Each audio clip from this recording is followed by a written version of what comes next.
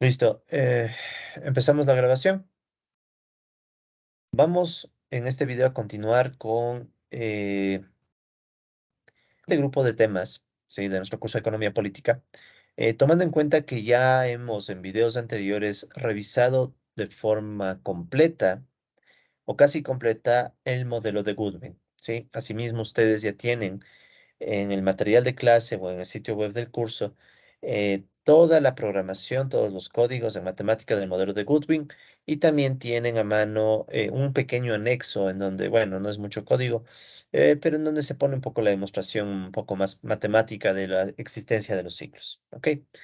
Bueno, entonces ya cerramos con esos temas del modelo de Goodwin y lo que vamos a revisar el día de hoy en este video es una discusión un poquito más profunda de varios modelos marxistas de ciclos, ¿sí? Es decir, nosotros hemos estudiado a profundidad el modelo de Goodwin, pero el modelo de Goodwin es apenas uno de un sinfín de modelos que están disponibles en la bibliografía de este curso y que les quiero presentar al menos de forma amplia y general para que ustedes, quienes están viendo estos videos, sean estudiantes de la Universidad Central o cualquier persona que esté viendo esto en YouTube, tenga la posibilidad de explorar más, ¿no? Obviamente que mi deseo aquí es dejarles todas las puertas abiertas para que exploren y vean qué otra bibliografía puede estar a la mano, ¿no?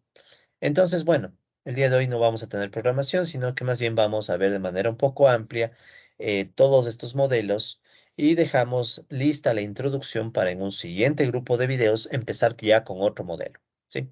Pero bueno, entonces, como les decía, colegas, el modelo que hemos estudiado, el modelo de Goodwin, es apenas un ejemplo de diversos modelos marxistas de ciclos que están disponibles en la literatura y que de una u otra forma han dado énfasis a diferentes temas de la dinámica capitalista, ¿ya?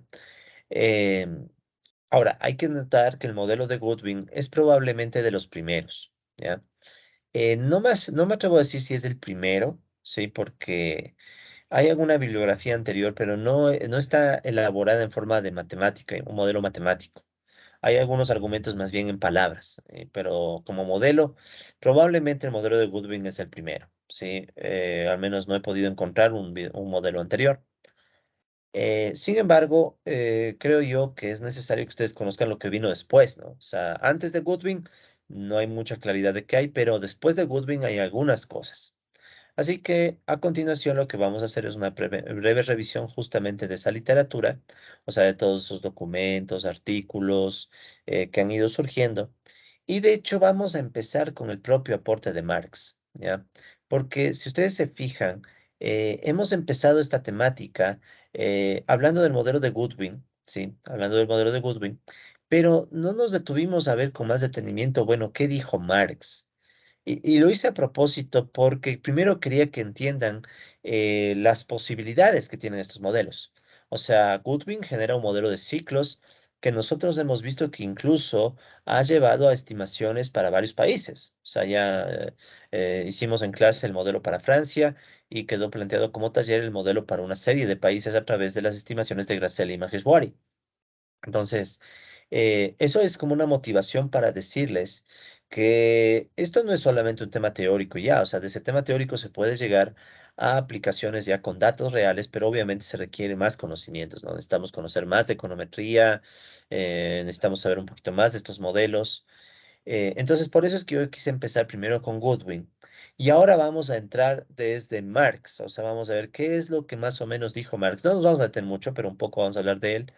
Y luego de ver lo que dijo Marx, vamos a ver lo que otros modelos han abordado. Sí, o sea, muchos modelos han abordado algunas ideas de Marx.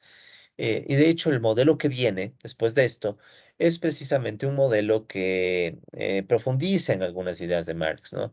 Especialmente de una de las variables que nos ha discutido mucho en la teoría económica, que es la intensidad del trabajo, ¿no? La teoría económica de los ciclos. Pero bueno, en fin. Esta revisión que vamos a hacer, colegas de literatura, toma como base dos textos, ¿no? Por un lado, estoy utilizando para esta clase un artículo de Cámara Izquierdo, de Sergio Cámara Izquierdo, y por otro lado, estoy utilizando un artículo que yo mismo escribí, ¿ya? Entonces, les presento estos dos textos de forma rápida. Por si acaso, no toda la bibliografía ya me he tomado la molestia de ponerles los enlaces para que ustedes directamente accedan a cada texto y lo puedan ver. Sí, entonces en la presentación y también en el sitio web del curso van a encontrar toda esta bibliografía que para los colegas de la Universidad Central es totalmente opcional. No tienen que obligatorio leer esto obligatoriamente porque aparte mucha está en inglés. Entonces digamos que las láminas son nuestro material de guía para evaluaciones, pruebas, etcétera. ¿Ok? Pero quiero dejarles estos textos porque pueden ser de utilidad para quien quiera profundizar más. Entonces, por ejemplo, démosle clic un momento al artículo de cámara izquierdo. Permítanme. Ya limpiamos la pantalla. Entonces, este es el artículo de Sergio Cámara Izquierdo. Es un autor de la línea marxista bastante importante, sigue actualmente. Y él hace unas reseñas de literatura sobre lo que se conoce como la Ley General de la Acumulación Capitalista y la teoría de los ciclos de negocios desde la perspectiva de escasez de trabajo. Entonces, el artículo es más que nada un artículo que revisa literatura, o sea, es un artículo que se encarga de ver los diferentes trabajos que han existido. em, y bueno, después habla un poco de las ideas de Marx y al final, Cámara Izquierdo da algunas ideas de, bueno, cómo se podría construir una teoría a partir de las intuiciones de Marx. ¿Sí? Entonces, a criterio de él, las teorías existentes no son lo suficientemente rigurosas ni completas con respecto a lo que Marx proponía. Sí, entonces ahí les dejo este artículo para que lo vean, está súper fresco, tomando en cuenta que estos videos los estamos grabando justamente en 2022 mismo, ¿no? Y el otro artículo que tienen aquí, que es uno que yo escribí, es un artículo que está en evaluación. Sí, es un artículo que está en evaluación. De hecho, es un modelo. Sí, es un modelo que vamos a ver en los siguientes videos. El artículo se llama Poder, Intensidad del Trabajo y Crisis. Al menos la versión que estamos manejando de julio de 2022 es todavía un borrador que está en evaluación. Sí, pero también forma parte de mi tesis doctoral. O sea, en este momento está en evaluación tanto en la tesis y también en una revista académica. Entonces, de este artículo, por el momento, no quiero hablar mucho del artículo porque ya lo vamos a analizar en próximas clases, pero lo que yo estoy usando nada más es la revisión de literatura, o sea, un poco aquí yo hago una reseña de los modelos de ciclos de enfoque marxista, sí, de algunos modelos de ciclos marxistas. Entonces ahí también me apoyo en esta otra revisión, ¿no? Entonces, esos son, digamos, los dos textos guías para quienes quieran profundizar un poco más en los temas que vamos a conversar en esta clase. ¿Ok? Muy bien. Entonces, si me permiten, voy a empezar con la idea original de Marx, ¿sí? O sea, antes de ver los modelos, hablemos un poco de, bueno, ¿qué fue lo que dijo Marx con respecto a la llamada Ley General de la Acumulación Capitalista? Porque esta es una de las ideas que más ha motivado a que varios autores trabajen y formen modelos de ciclos. Entonces, digamos que es la idea básica de Marx. Primero hay que dejar súper en claro que Marx no construyó un modelo de ciclos. Sí, o sea, no hay un modelo de ciclos y según Sergio Cámara Izquierdo, ni siquiera hay una teoría de los ciclos muy clara en Marx. Y estoy de acuerdo, o sea, me parece que no hay una teoría clara de los ciclos y eso cabe recalcar, ¿no? Antes que nada. Pero de todas maneras, Marx dejó algunas ideas.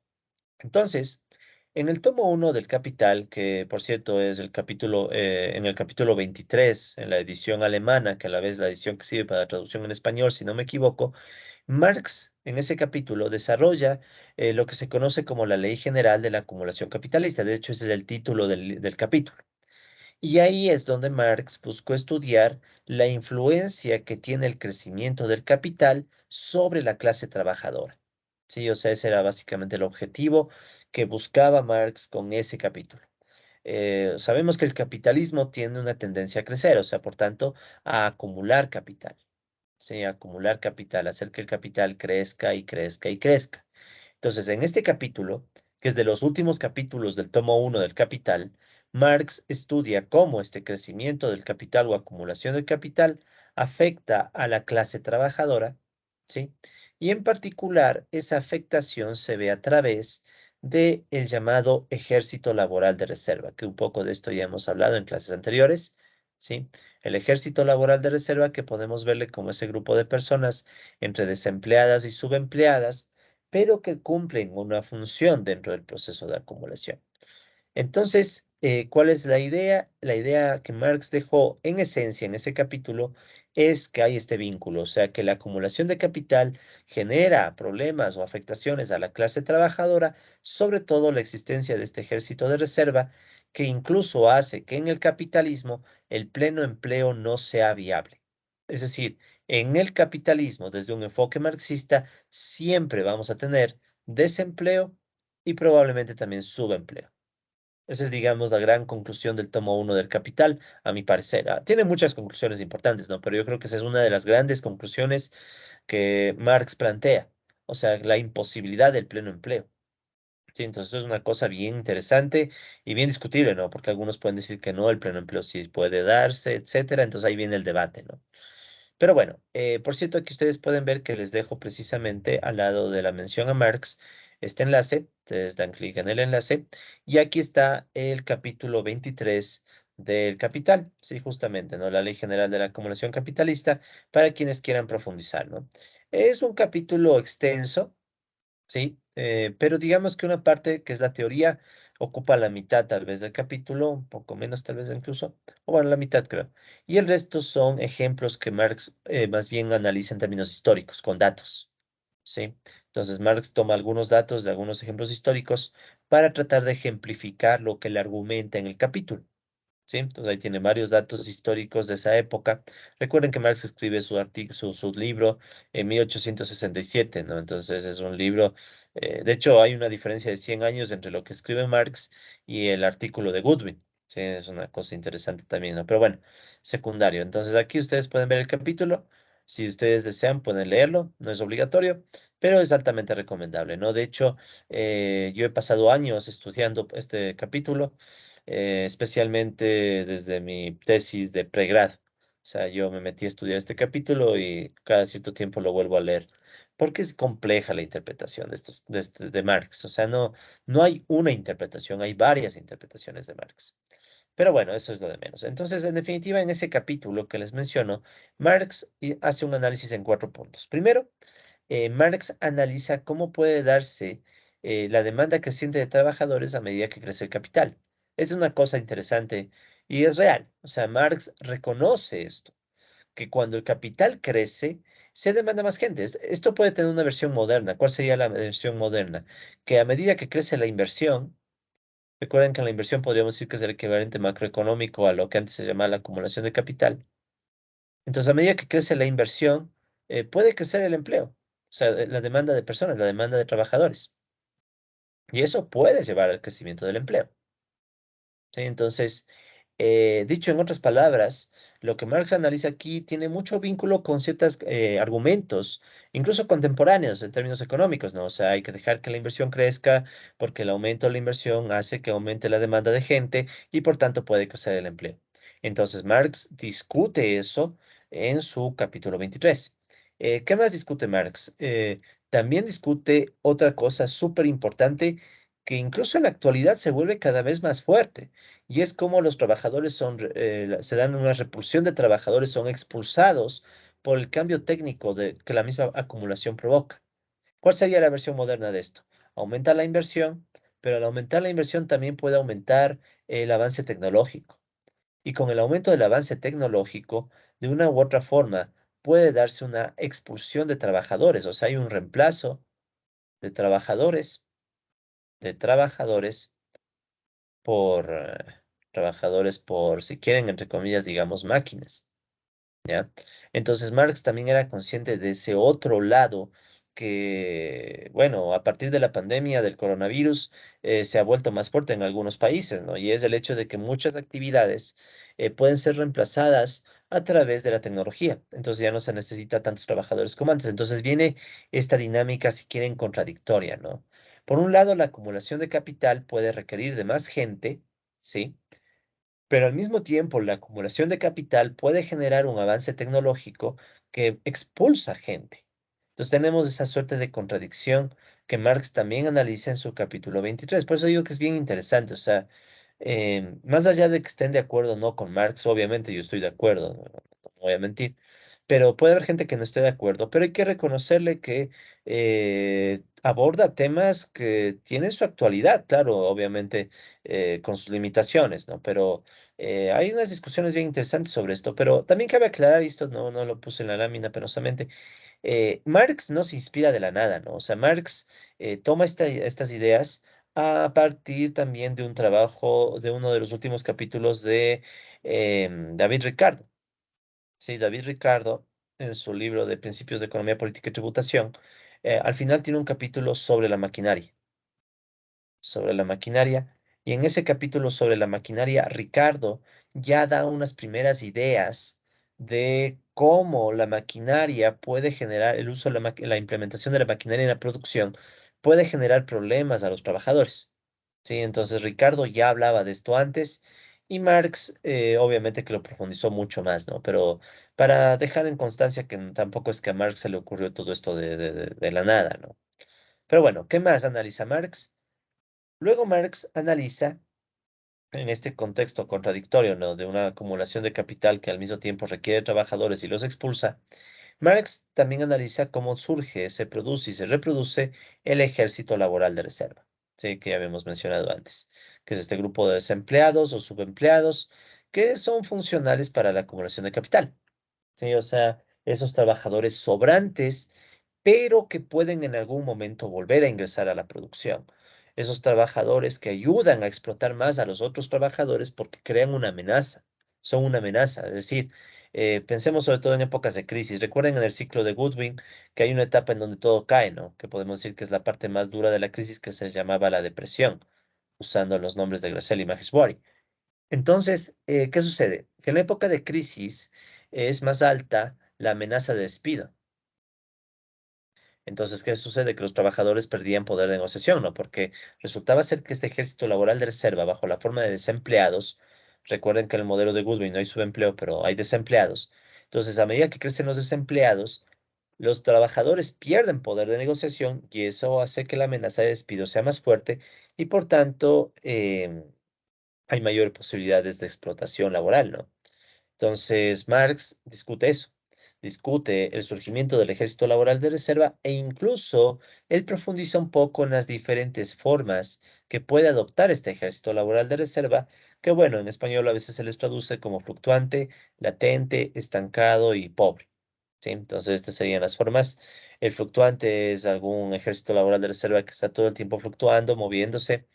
em, el latente, en cambio, es este ejército laboral de reserva que siempre está apareciendo, ¿sí? Siempre está ahí continuamente. Este fluctuante es ocasional, no está, se mueve, en cambio este latente siempre está ahí. El estancado puede asociarse más al subempleo, ¿sí? Porque Marx ahí habla de gente que sí está trabajada, pero estaba trabajando, pero está estancada en una situación de bajas condiciones laborales, bajo ingreso, ¿no? Y el pobre es, en cambio, una situación ya extrema en donde el ejército laboral de reserva requiere el apoyo hasta del Estado, ¿no? Entonces eso hace Marx y luego al final Marx en este capítulo hace un análisis de algunas tendencias históricas como les mencionaba, ¿no? Para tratar de entender el vínculo entre acumulación de capital y clase trabajadora con ejemplos históricos. Entonces es un capítulo que tiene mucho contenido, se le puede hacer muchas interpretaciones y eso mismo ha pasado, o sea que han surgido muchas interpretaciones, ¿no? Ahora, para Cámara Izquierdo, ¿sí? Uno de los principales postulados o aportes de Marx a través de esta supuesta ley, ya les voy a explicar por qué le pongo entre comillas, pero básicamente es que la disponibilidad de la población obrera, o sea, la cantidad de mano de obra disponible, no es una limitación para el capitalismo, o sea, no es una limitación para la acumulación de capital, precisamente por la existencia y reproducción del ejército laboral de reserva, ¿sí? Que siempre está disponible para sumarse a la población explotada. Entonces, el ejército laboral de reserva es una pieza clave en la acumulación capitalista. ¿Sí? Es una pieza clave porque permite, por ejemplo, regular los salarios. Volvamos a pensar en el modelo de Goodwin. ¿Qué pasaba en el modelo de Goodwin? Teníamos la curva de Phillips, ¿no? Recuerden ustedes que teníamos una ecuación que decía el crecimiento, la tasa de crecimiento del salario real depende de un factor menos gamma más rho por B y B era la tasa de empleo. Recuerden, B era la tasa de empleo y W era el salario real. Entonces, esta es una forma muy simplificada, obviamente hay formas más complejas, pero esta de aquí es muy simplificada, pero recoge la idea básica, la tasa de crecimiento del salario real regulada por la tasa de empleo. e implícitamente por la tasa de desempleo, porque recuerde que la tasa de desempleo es uno menos V, ¿sí? Esta sería la tasa de desempleo. Entonces, indirectamente, si reemplazamos en la curva de Phillips, vemos que indirectamente la tasa de desempleo también está afectando a el salario real. Entonces, aquí está la tasa de desempleo, ¿sí? Perdón, a ver, un ratito, estoy haciendo... No, sí está bien, uno menos V es la tasa de desempleo, por tanto, V, eso me faltó. V sería igual a uno menos la tasa de desempleo, que le puedo poner TD, ¿ya? Entonces, ahí estamos bien. Entonces, sería uno menos TD, tasa de desempleo. Entonces, ustedes pueden ver cómo la tasa de desempleo afecta directamente al salario, ¿sí? O sea, el ejército laboral de reserva es, digamos, esta herramienta que tiene la acumulación de capital para regular la explotación, ¿sí? En definitiva. Ya vamos a ver eso incluso en otro modelo más adelante. Pero es la idea, o sea, el capitalismo no puede darse el lujo de tener pleno empleo porque necesita estos trabajadores siempre disponibles para ser explotados y para presionar a los otros trabajadores, ¿sí? Entonces ese es el argumento marxista de por qué no hay pleno empleo. ¿Ya? Entonces, una discusión interesante que es diferente a otras visiones del desempleo como las keynesianas, ¿no? En donde más bien puede, por ejemplo, plantearse que hay un problema de demanda agregada.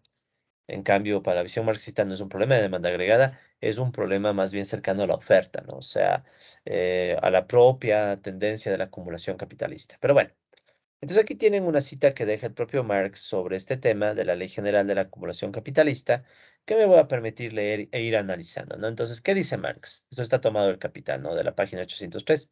Dice, cuanto mayores sean la riqueza social, el capital en funciones, el volumen y vigor de su crecimiento, y por tanto también la magnitud absoluta de la población obrera y la fuerza productiva de su trabajo, tanto mayor será la pluspoblación relativa o ejército industrial de reserva. Ya, esta es otra forma de traducirle ejército industrial de reserva. A mí me gusta más ejército laboral porque deja en claro que es trabajadores, ¿no?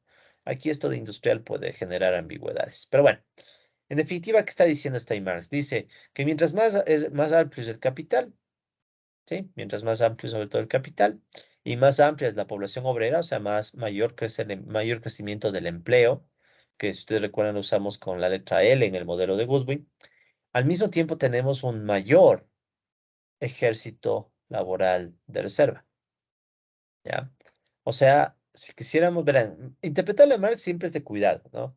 Cada quien puede interpretarla a su modo, o sea, eso hay que dejar súper claro, ¿no? Entonces, yo al menos la interpreto de esa manera, que a medida que crece el capital, a medida que crece la población obrera, también tenemos una expansión de este ejército laboral de reserva. Luego, ¿qué dice Marx? Dice, la fuerza de trabajo disponible se desarrolla por las mismas causas que la fuerza expansiva del capital.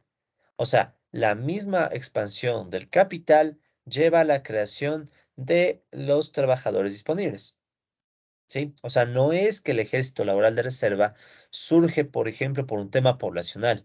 Aquí también hay que mencionar otra cosa del pensamiento económico. Marx, en este capítulo, trata de oponerse a Malthus al decirle que el problema de la economía no es la población. O sea, no es que la población sobra porque hay un crecimiento exagerado de esa población. Para Marx, y yo estaría de acuerdo en esto, si hay población que sobra es por las condiciones de la producción dominante. O sea, el modo de producción dominante, en este caso el capitalismo, es el que crea población sobrante. O sea, según este enfoque, ¿no? El capitalismo sería el que crea una población sobrante, trabajadores que sobran, porque necesita crearlos, necesita ese ejército de reserva para poder mantener la acumulación y regular al mismo tiempo la explotación, ¿sí? Entonces, no es un tema poblacional, o sea, no es un tema poblacional, al menos desde el enfoque marxista, ¿no? O sea, no es un tema como el que decía Malthus, de que la población crece demasiado y como la población crece demasiado, entonces por eso hay problemas de empleo. No, es por la misma lógica, la estructura del modo de producción capitalista que surge población sobrante, ¿sí? Entonces, esta es obviamente una discusión súper tenaz. O sea, los unos dicen que está creciendo mucho la población, otros dicen que no importa, si dejamos el mercado libre igual habla pleno empleo, otros dirán en cambio que el problema es la demanda agregada y los marxistas en cambio decimos que es un tema de la propia dinámica del modelo capitalista. ¿sí? Entonces ahí hay un debate interesante, ¿no? O sea, ¿cuál tiene la razón? No lo sabemos todavía con claridad, ¿no? Puede que, verán, yo a veces creo que cada teoría económica tiene su aporte, ¿no? Entonces yo creo que tal vez, quién sabe, todos tengan la razón hasta cierto punto, no lo sé. Habría que estudiarlo con más detenimiento y hacer comparaciones. Pero bueno. La ventaja es que yo he leído algo de todas las teorías, entonces algo manejo y comprendo al menos en qué se diferencian en este punto, ¿no? Pero bueno, seguimos. Entonces, la magnitud proporcional del ejército industrial de reserva, pues, se acrecienta a la par de las potencias de la riqueza. Reitera lo mismo, ¿no? Acumulación de capital y ejército de reserva están atados, están vinculados, ¿ya? Esto, en términos un poco más modernos, ¿cómo podríamos interpretarlo? No necesariamente el crecimiento de la inversión va a generar siempre más empleo, sino que la misma inversión puede provocar problemas de desempleo y subempleo. La misma inversión, ¿sí? Entonces, esto lleva a un debate súper fuerte, ¿no? Porque, por ejemplo, los keynesianos dirán, no, pues la expansión de la inversión implica una expansión de la demanda agregada, siempre deberíamos generar más empleo. Pero hay un problema y es que la expansión de la demanda agregada también genera un problema por vía inversión, ¿no? Vía acumulación de capital genera cambio tecnológico.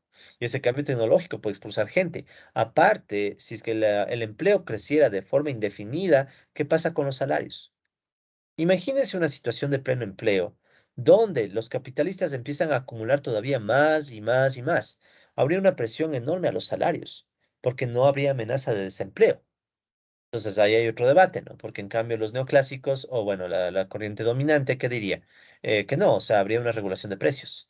O tal vez sí puede haber desempleo, porque también hay algunos modelos como el de Shapiro y Stiglitz que explican que puede haber desempleo por problemas de mercado. Pero bueno, ya entramos en el detalle de las teorías del empleo, que eso no quiero hacer ahorita.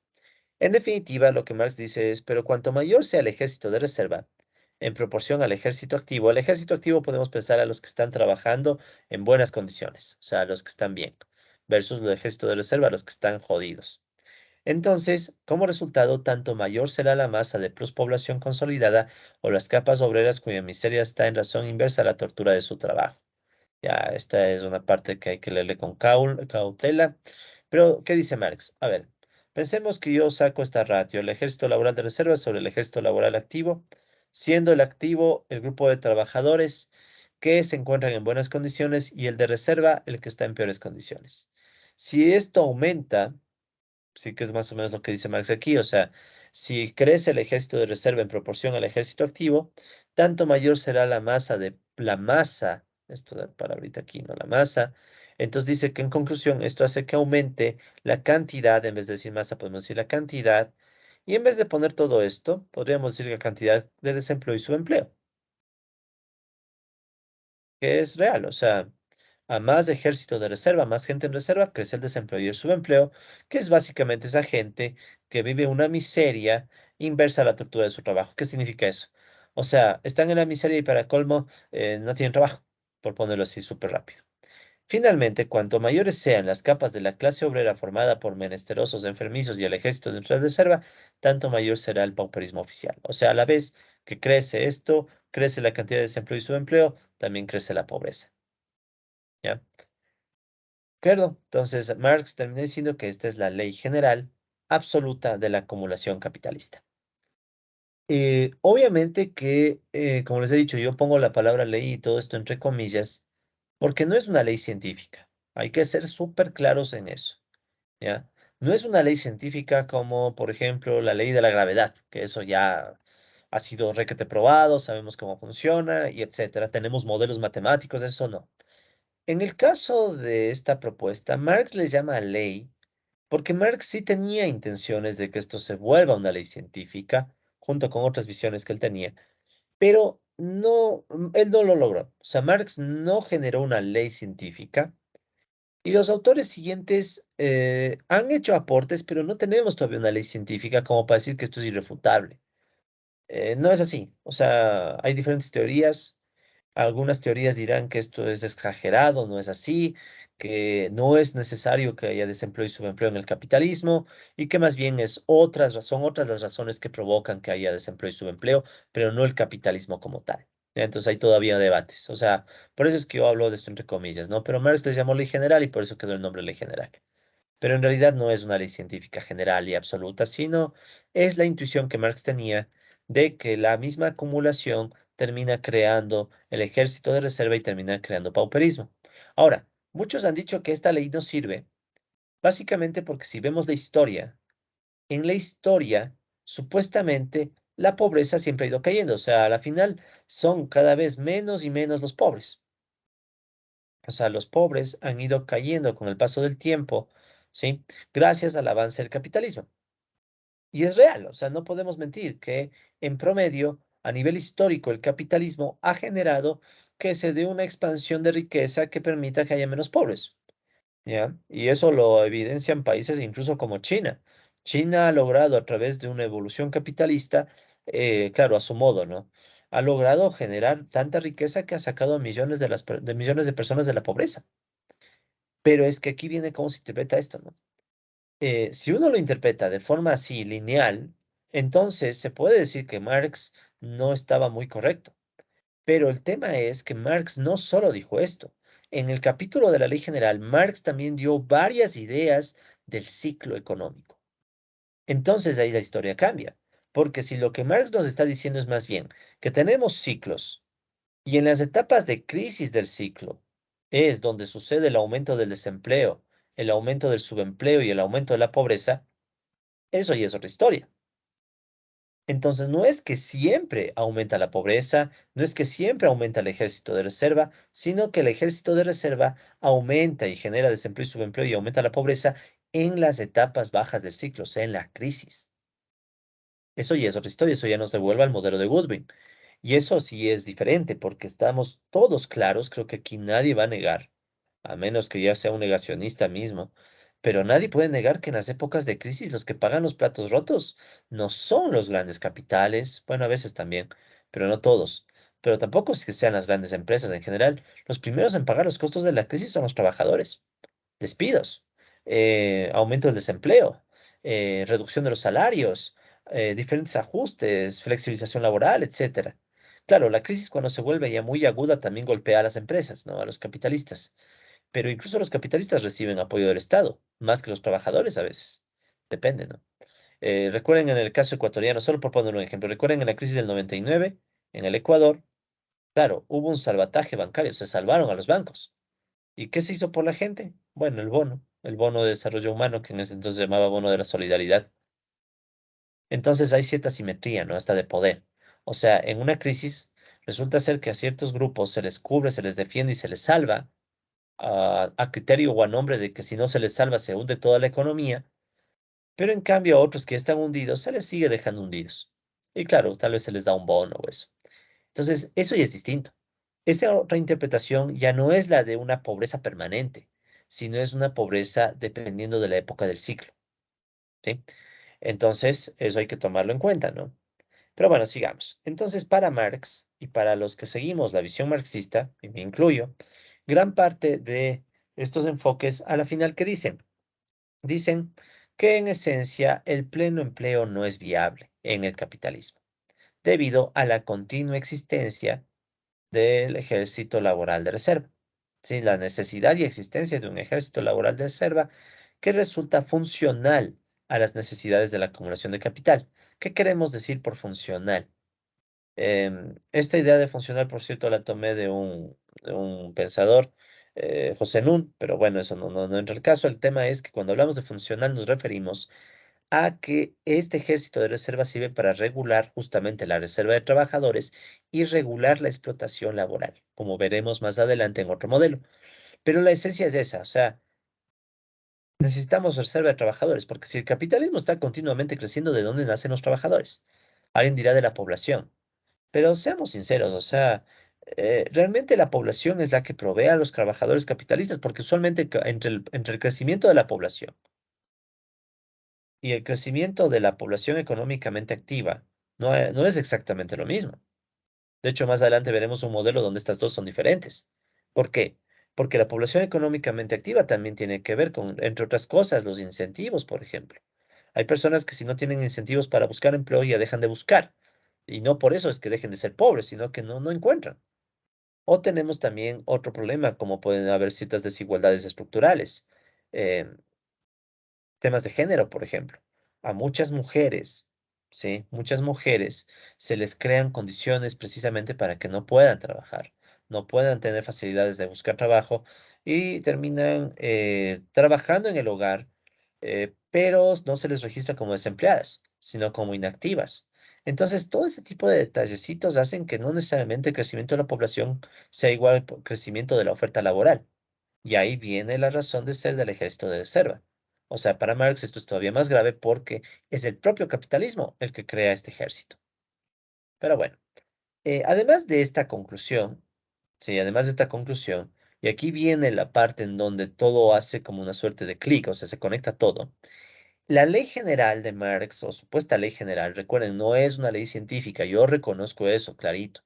No porque sea Marx y es cierto, o sea, será cierto cuando tengamos datos, hagamos evaluaciones, estadísticas, como lo que hace Graciela Maheshwari, ¿no? Pero hay que mejorar más.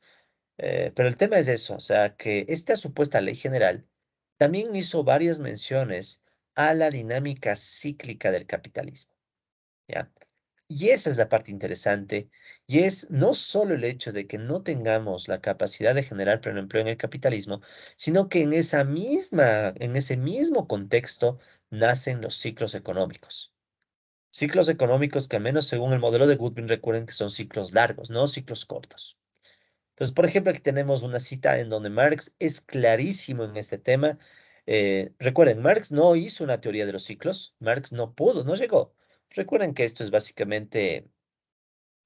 eh, básicamente es un trabajo, si se quiere, es un trabajo más bien de carácter intuitivo, ¿no? Marx generó más bien intuiciones en este capítulo, no generó un modelo. Pero leamos, por ejemplo, esta intuición y van a ver que esta intuición es bien. Por eso es que quería que tengamos el modelo de Goodwin ya como un argumento, ¿no? O sea, ya hemos visto el modelo de Goodwin y cuando empezamos a leer a Marx vemos que Goodwin no estaba tan alejado de lo que Marx pensaba, ¿no? Pese a que ni le citó, ¿no? Pero, ¿qué dice? Bueno, sí le menciona, ¿no? Pero no usó citas textuales de Marx, ¿no? Pero bueno, ¿qué dice Marx aquí? Dice, vean, el curso vital característico de la industria moderna, podemos pensar en esto como el capitalismo moderno, la forma de un ciclo decenal, miren, Marx pensaba en ciclos de 10 años, ¿ya? Un ciclo decenal interrumpido por oscilaciones menores de periodos de animación media, por eso es que yo usaba el término animación, ¿no? Animación media, producción a toda marcha, crisis y estancamiento. Miren, Marx mismo habla de 4 etapas, ¿no? Una animación media, una producción a toda marcha, crisis y estancamiento. ¿Cuáles eran las etapas que nosotros teníamos en Graciela y Maheshwari? Por ejemplo, en vez de la animación media, podríamos estar pensando en la recuperación. En vez de la producción a toda marcha, podríamos pensar en el boom. La crisis y estancamiento sería la combinación entre la recesión y la depresión. Es decir, Marx tenía bien clara la idea de que aparecen ciclos en el capitalismo, ¿no? Aparecen estos ciclos. eh, y estos ciclos dicen, miren cómo lo dice, aquí no hay duda de nada, ¿no? Dice Marx, ok, tenemos estos ciclos y la formación de estos ciclos se funda sobre la formación constante, sobre la absorción mayor o menor y la reconstrucción del ejército industrial de reserva o sobrepoblación, ¿ya? Entonces aquí Marx deja súper en claro que es esta sobrepoblación generada por el ejército de reserva, la que se forma continuamente con el avance del ciclo económico. ¿Sí? Entonces, con el avance del ciclo económico surge esta presión a que aparezca el ejército de reserva. Entonces, no es que el ejército laboral de reserva no tenga nada que ver con los ciclos, sino que para Marx estaban vinculados. Nunca Marx llegó a plantear con total claridad cómo están vinculados, pero lo mencionó, o sea, mencionó que hay esa tendencia a que estos dos elementos se vinculen, ¿sí? Serían autores posteriores los que tratarían de explicar esto, ¿no? A su vez, que dice Marx, las alternativas del ciclo industrial reclutan la sobrepoblación y se convierten en uno de sus agentes de reproducción más activos. O sea, en definitiva está diciendo, los ciclos Los ciclos influyen en la formación del ejército laboral de reserva, los ciclos de la acumulación, ¿no? Los ciclos de la acumulación, porque al final es la acumulación capital la que está moviéndose en forma de ciclos. Entonces, estos ciclos de la acumulación forman el ejército laboral de reserva y a la vez este ejército laboral de reserva sirve de reserva, precisamente para los ciclos. Ahí es lo que Marx dice que se recluta a la población sobrante. Entonces, está clarísimo que Marx sí tenía una intuición de que se combinaba todo: acumulación de capital, ciclos, empobrecimiento de los trabajadores, desempleo, subempleo y movimientos salariales, incluso como veremos más adelante, cuando estudiemos un modelo más, otro modelo un poco más detallado de estos temas. Entonces, el punto al final, ¿cuál es? El punto es que Marx en su capítulo 23 dejó muchas intuiciones, apenas he sacado unas dos, pero hay muchísimas intuiciones que Marx dejó para justificar el vínculo entre ejército de reserva y acumulación de capital. Y es a través de esto que vienen los diferentes modelos para explicar los ciclos, ¿no? Entonces, estas y otras intuiciones han motivado que el capítulo 23 del tomo 1 del Capital sirva de base para la formulación de múltiples modelos marxistas de ciclos económicos.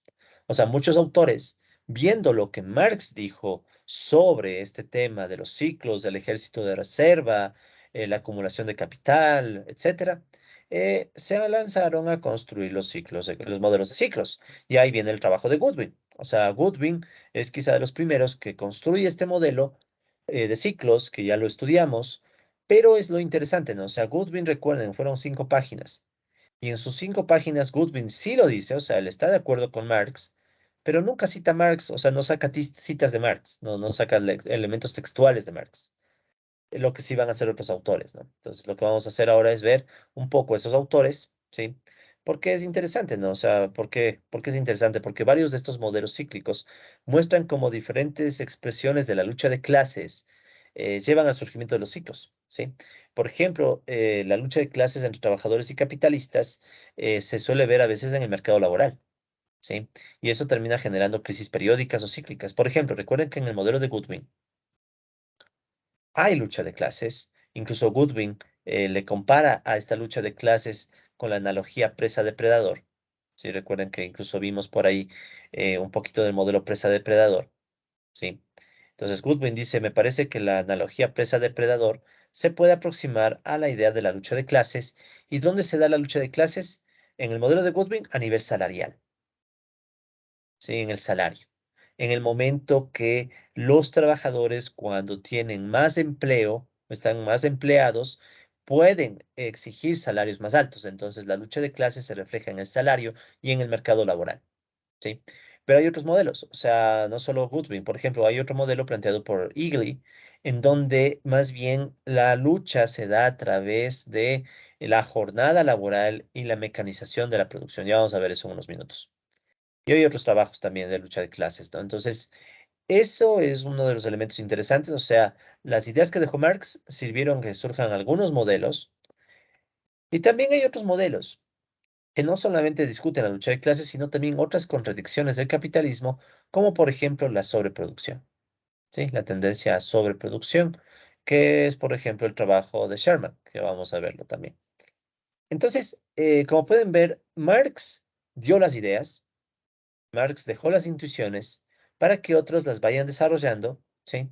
Y a la final tenemos algunas cosas, ¿no? De descripción, ¿no? De la complejidad capitalista, que no solo dependen del mismo Marx, ¿no? Verán, aquí también menciono una cosa que es hasta un poco anecdótica. Cuando yo recién empezaba a estudiar estos temas, tenía la idea de que a Marx hay que leerle puro, hay que leer el Capital primero y entenderlo bien, e interpretarlo de la forma correcta, etcétera. Después con los años me fui dando cuenta que no hay la interpretación correcta, hay múltiples interpretaciones, porque a la final tal vez todos los modelos lo que hacen es darnos un pedacito de interpretación para entender mejor la realidad. Recuerden que un modelo siempre es una versión simplificada de la realidad que solamente se enfoca en un tema de la realidad. Si no, no es modelo. O sea, recuerden que un modelo siempre tiene que hacer simplificaciones, ¿sí? Y supuestos, siempre. ¿Por qué? Porque es la forma en la que estudiamos la realidad. Si nosotros queremos estudiar la realidad sin simplificarla, nos vamos a topar con que la realidad es muy compleja y caótica y se nos vuelve muy difícil de hacer sentido de la realidad, aunque también se puede intentar, ¿ya? Pero los modelos resultan súper útiles, sobre todo cuando ya queremos ser más rigurosos, ¿sí? Entonces, cada modelito tal vez nos aporta con ideas diferentes. Por eso es que ahora yo ya no creo solamente en leer a Marx, sino que hay que leer todo. Hay que leer a Marx, hay que leer a los que han interpretado a Marx y así, ¿no? Pero bueno, entonces, en definitiva, un mayor conocimiento de esta literatura sobre la lucha de clases en los ciclos y otros ejemplos de ciclos puede ser útil para tener una mejor idea de la complejidad capitalista. O sea, para entender que el capitalismo es complejo, que la tendencia a la crisis puede aparecer de muchas maneras y también para reconocer e incluso interpretar y generar nuestras propias visiones, nuestras propias interpretaciones, ¿sí? A mí me interesa mucho eso, ¿no? Me interesa mucho que también desde la periferia del mundo, recuerden que estamos en Ecuador, Ecuador no es ningún país central, no somos una potencia, nada, pero que podamos formular nuestras propias teorías también. O sea, por eso es bueno leer lo que han hecho otros, para a partir de eso ver qué podemos construir nosotros y en especial desde perspectivas enfocadas, por ejemplo, al desarrollo capitalista desigual. ¿Ya? De hecho, en este curso tendremos más adelante un modelito que estudia relaciones desiguales entre países centrales y periferia, porque es importante, o sea, resulta ser que nosotros como países periféricos sí enfrentamos algunas desigualdades mucho más graves. Por ejemplo, una pregunta que les puedo dejar, que es la que veremos más adelante. ¿Qué pasa con los ciclos? ¿Qué pasa con los ciclos de los países centrales o más poderosos versus los ciclos de la periferia? Ciclos de la periferia. Entonces, esto es bien interesante. ¿Qué mismo sucede o cuál es el vínculo entre estos ciclos? Porque ya tenemos el modelo de Goodwin que nos habla de ciclos, pero ¿son lo mismo los ciclos del país es como Estados Unidos versus los ciclos de Ecuador? ¿O qué pasa con esos ciclos? Entonces, es bien interesante porque si es que le vinculamos esta cuestión con otros temitas como la deuda externa, ahí podemos ver que surgen cosas ahí bien llamativas, ¿no? Pero bueno, de eso hablaremos también más adelante. Sigamos. Entonces, vamos a hacer esta revisión de literatura y bueno, empecemos con el que ya es conocido para nosotros, que es el mismo trabajo de Goodwin. Ya, este ya es un conocido nuestro, así que con confianza podemos avanzar. Entonces, cámara izquierdo, ¿sí? Según cámara izquierdo, uno de los primeros trabajos, como les decía, de intentar representar a Marx fue el trabajo de Goodwin, ¿sí? Aquí está el artículo a Goodwin, que ya lo hemos visto varias veces, o sea, ahí está el enlace, pero una vez más no está de más. Entonces aquí está el trabajito de Goodwin, que ya lo representamos incluso en matemática, y no se olviden, es un trabajo de apenas 5 páginas, o sea, es una cosa súper compacta, ¿no? Pero nosotros lo revisamos al detalle con el Wolfram Matemática. Entonces, para cámara izquierdo, Goodwin es un ejemplo imperfecto de modelo inspirado en Marx, ¿ya? Ahí está otra vez el texto de Marx nada más. ¿Por qué es imperfecto? Porque Goodwin, en ese pequeño artículo de pocas páginas, que estaba abierto un segundito, ya no lo cerré, en este articulito de pocas páginas, Goodwin no toma citas de Marx. O sea, aquí Goodwin pone los supuestos, hace sus ecuaciones, desarrolla el modelo, al final interpreta y ahí mete a Marx en la interpretación. Sí, por ahí aparece al final Marx. Sí, por ejemplo, aquí está Marx. Y eso, pero no es que Goodwin cita textos de Marx. ¿Ya? Entonces, para cámara izquierdo, él dice, bueno, como que este es un ejemplo un tanto imperfecto de cómo se puede hacer un modelo que interpreta Marx, ¿no? Porque es cierto, Goodwin deja de lado muchas cosas, o sea, hay que ser claros, ¿no? Goodwin yo creo que toma la idea central de Marx, pero deja de lado muchas otras ideas que también son importantes, ¿no? Pero la idea central creo que sí la captura, a mi parecer, al menos la idea de los ciclos y el ejército de reserva a través del desempleo. Pero bueno, en definitiva, Goodwin es nuestra primera referencia, entonces recordemos, esto ya lo vimos demasiado, solamente les recuerdo, que desde un modelo agregado, o sea, un modelo para toda la economía y con equilibrio en el mercado de bienes, no en el mercado laboral, no, recuerden, solo en el mercado de bienes, Goodwin planteó la existencia de ciclos distributivos entre la tasa de empleo y la participación salarial. Y aparte, ciclos distributivos endógenos. ¿Qué quiere decir por endógeno? O sea, el ciclo nace del propio modelo. O sea, el propio modelo genera ciclos. Ya a eso nos referimos con ciclos endógenos. Porque también puede haber ciclos que surjan de manera externa. Sí, por ejemplo, los ciclos del precio del petróleo para el Ecuador son de carácter externo. O sea, el precio del petróleo sube y baja. Eso genera ciclos, pero son ciclos externos que nosotros no manejamos. En cambio, este ciclo es endógeno porque es la propia dinámica del modelo la que genera el ciclo. ¿Ok? Todo eso ya lo hemos visto demasiado, no hace falta profundizar más.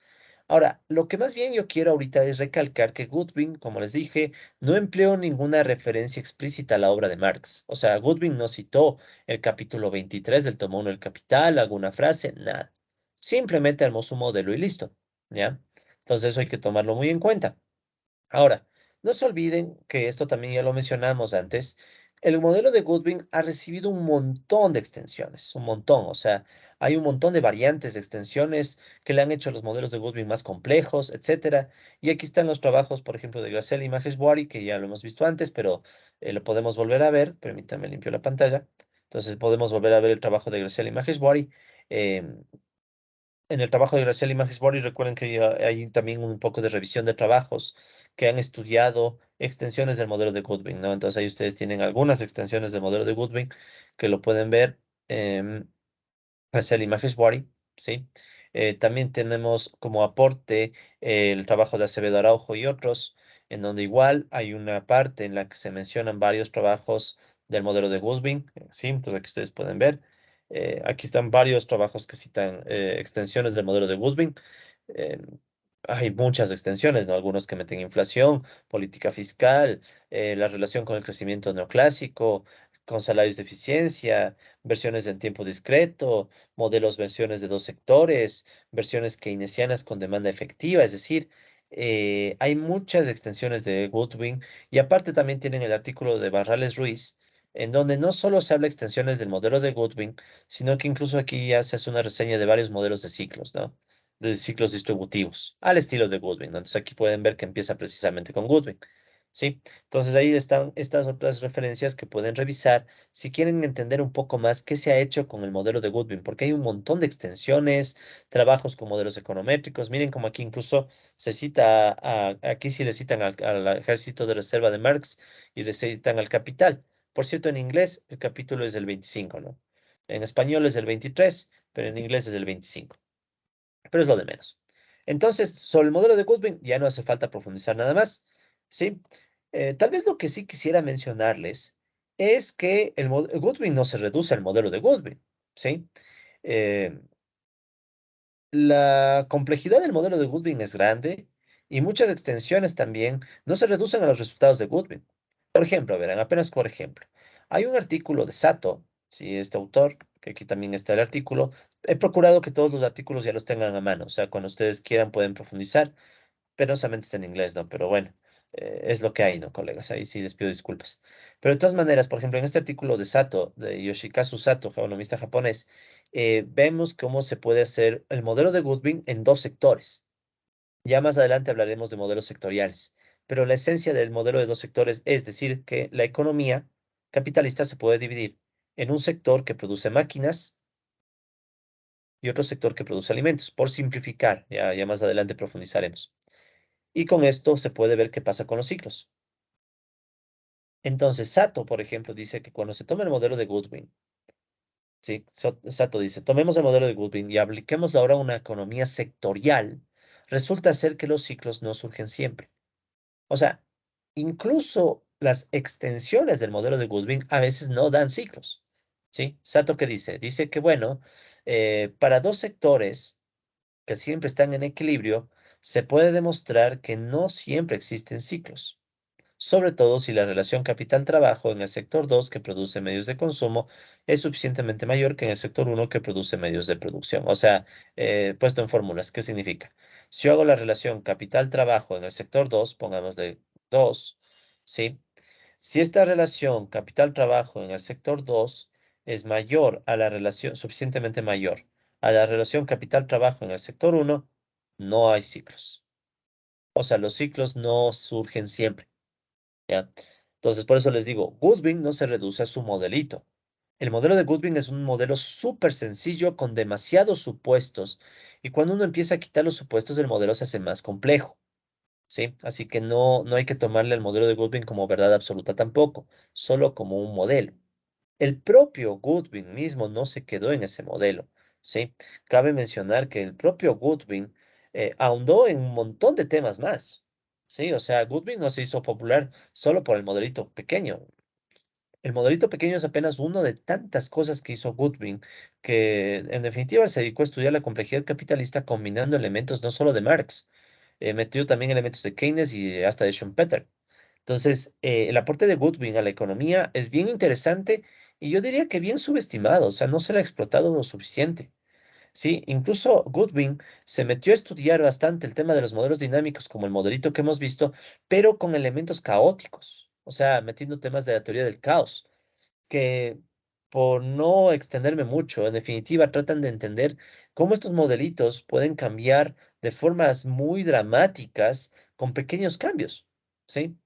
Entonces, yo de hecho les invito a que no se queden con el modelo de Goodwin nada más, sino que exploren la obra de Goodwin. O sea, porque yo creo que Goodwin creo que es un buen ejemplo de alguien que entendió y que era marxista, pero que al mismo tiempo entendía que había que aprovechar a otros autores. Entonces metió a Keynes, metió a Schumpeter, tiene unos modelos bien interesantes. Por ejemplo, Goodwin tiene un libro del año 90 que se llama Dinámica Económica Caótica, Chaotic Economic Dynamics, que ven aquí la portada.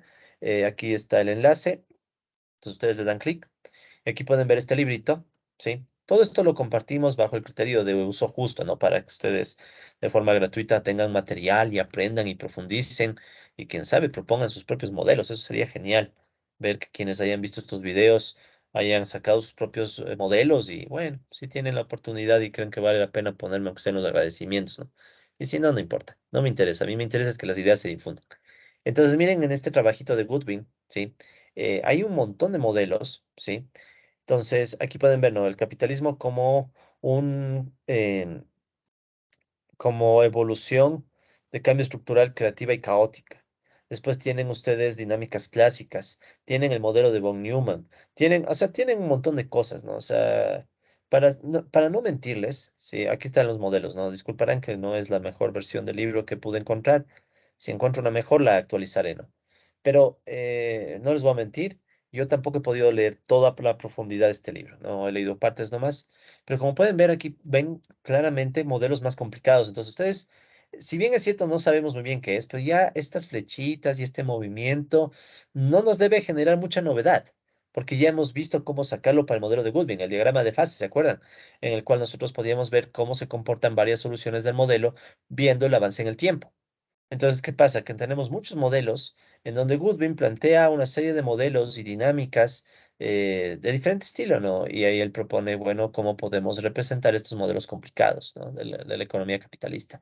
Y aparecen ciclos, y aparecen, o sea, hay un montón de cosas por estudiar de Goodwin. Así que más allá del modelito de Goodwin, quiero que el modelito de Goodwin sirva como un abrebocas para que se les despierte, ojalá, el interés por ver qué otros modelos se pueden hacer más complicados y metiendo no solo a Marx, sino a otros autores, ¿sí? Para que no se despechen diciendo que solamente hay autores, solo hay Marx aquí. Entonces ahí tienen muchas posibilidades de profundizar, ¿no? Entonces ahí les dejo el librito de Goodwin, súper recomendado. Ahora, aquí ustedes pueden ver un pantallazo de lo que dice Google Académico sobre el modelo de Goodwin. El modelo de Goodwin ha sido ampliamente citado. De hecho, ustedes pueden ver que esto lo tomé a julio del 2022. Resulta ser que para ese momento el modelo de Goodwin tenía más de casi 1900 citas. Sí, o sea, fue citado por 1900 trabajos y está subestimado eso porque incluso aquí está la cita del modelo de Goodwin, pero en una versión que salió en sus ensayos de dinámica económica. Y recuerden que la cita original es del año 67. Entonces, muy probablemente está subestimado ese dato. O sea, el modelo de Goodwin, solo el modelito de Goodwin ha sido citado un montón de veces, ha generado un gran impacto en cierta rama de la economía y debería enseñarse más, ¿no? De hecho, por eso mismo mi énfasis, porque yo diría, es un criterio personal mío, pero yo diría que el modelo de Goodwin casi está al mismo nivel de importancia que el modelo de crecimiento de Solow. Sí, el modelo de crecimiento de Solow es una piedra básica de la teoría de crecimiento en macroeconomía. Yo creo que el modelo de Goodwin es otra pieza básica que debería estar en nuestros programas de estudio, pero a veces no está, ¿no? Pero para que vean que en la Universidad Central sí está, ¿no? Ahora, aquí tienen otro pantallazo. Esta es otra página web, ¿sí? Es una página web súper chévere que se llama Connected Papers. Es básicamente una página web que permite ver cómo se conecta una investigación, un artículo, con otros artículos, ¿sí? Cómo se conectan a nivel de semejanzas en bibliografías y cosas así, ¿sí? De hecho, si me permiten, esto les quiero mostrar. eh, ¿Cómo funciona? ¿No? Es bien sencillo, ¿no? O sea, ustedes van a la página de Connected Papers. Ups, ya. Esto les puede servir no solo para tema, o sea, esto puede servirles para cualquier tema, ¿no? De exploración, para quienes no conozcan la página, ¿no? Entonces, es una página que ustedes ponen el artículo y les ayuda a construir un gráfico de cómo ese artículo se conecta con otros artículos. Por ejemplo, aquí pongamos a Growth Cycle, que es el trabajo de Goodwin, a Growth Cycle, el ciclo de crecimiento. Ahí pueden ver que les aparece a Growth Cycle Goodwin, ¿ya? La referencia del 82, que es la que está en Google Académico. Ustedes dan clic y de repente surge este diagramita en forma de red, en donde aparece el trabajo de Goodwin y luego aparecen otros trabajos cercanos, ¿sí? Ustedes pueden leer los detalles para ver más o menos cómo se arma estos índices de cercanía y también pueden ver la actualidad de los trabajos, ¿no? Entonces, no está perfecto esto. Repito, esto se está construyendo con Goodwin que aparece en Google Académico, pero de todas maneras es interesante porque ya da una pista de por dónde seguir, ¿no? Entonces aquí también ustedes pueden ver muchos trabajos que continúan a Goodwin. Así que también les dejo ese recurso, ¿no?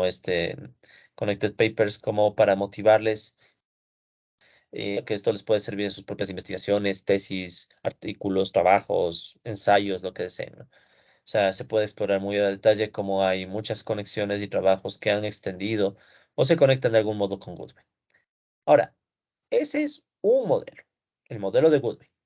Hay otro modelo, ¿sí? Que penosamente no lo vamos a poder ver en clase por temas de tiempo, que es el modelo de Eagly, ¿sí? Entonces, a criterio de cámara izquierdo, el modelo de Eagly de 1972 es tal vez un modelo más apegado a los textos originales de Marx, más que el modelo de Goodwin, ¿sí? Aquí tienen el enlace, como todos los trabajos que les estoy presentando, y aquí pueden ver que está el modelo de Robert Eagly, ¿sí? Un macro modelo de ciclo de negocios endógeno de análisis marxista, en el análisis marxista. Es un modelo de ciclos marxista, ¿sí?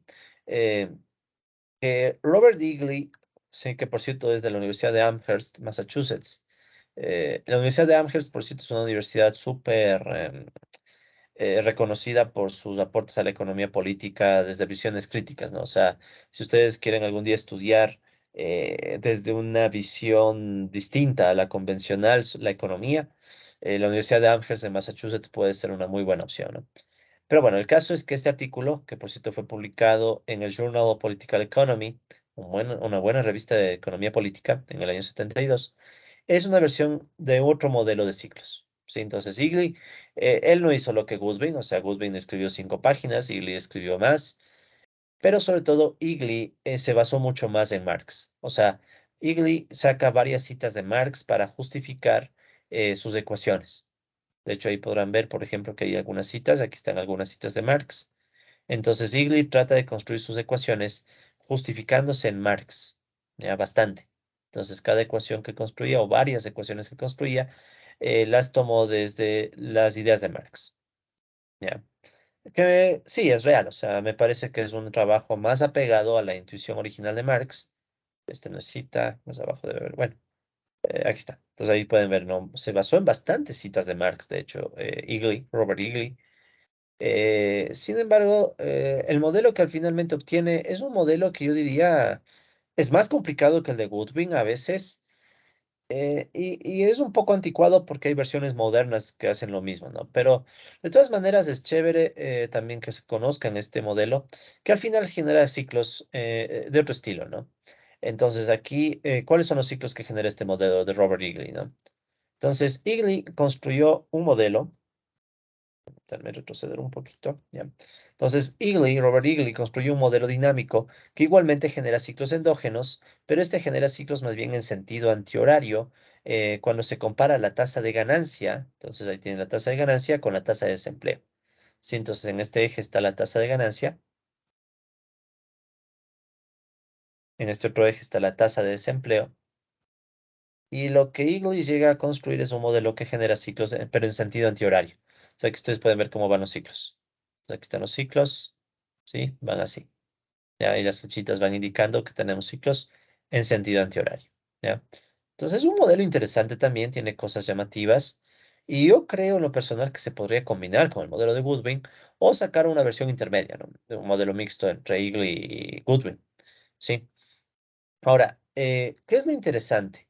Lo interesante en este modelo es que en realidad estos ciclos no se quedan estables como están, sino que son ciclos en donde la tasa de desempleo, o esta última variable, fluctúa alrededor de valores cada vez mayores.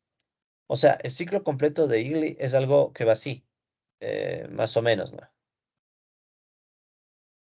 Ya, disculpen, el gráfico no es muy bueno, pero sí, en sentido antihorario, ¿no? Entonces va así.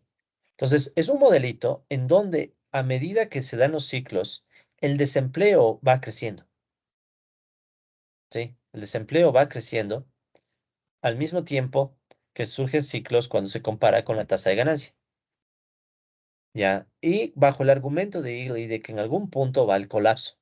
O sea, el desempleo puede ir en ciclos y va creciendo, creciendo, creciendo, hasta que surja simplemente un colapso y el capitalismo llega bueno, básicamente entra en una crisis profunda, ¿no?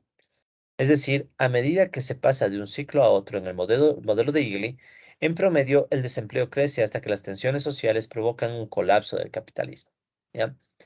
Que es un resultado interesante, discutible, sí, porque habría que ver si en efecto es así, ¿no? O sea, habría que ver si en efecto con el paso del tiempo el desempleo es cíclico, pero con tendencia creciente. Un poco difícil de ver porque obviamente los datos no sé si corroboren algo así, ¿no? Déjenme ver si aquí había esa figura o algo parecido.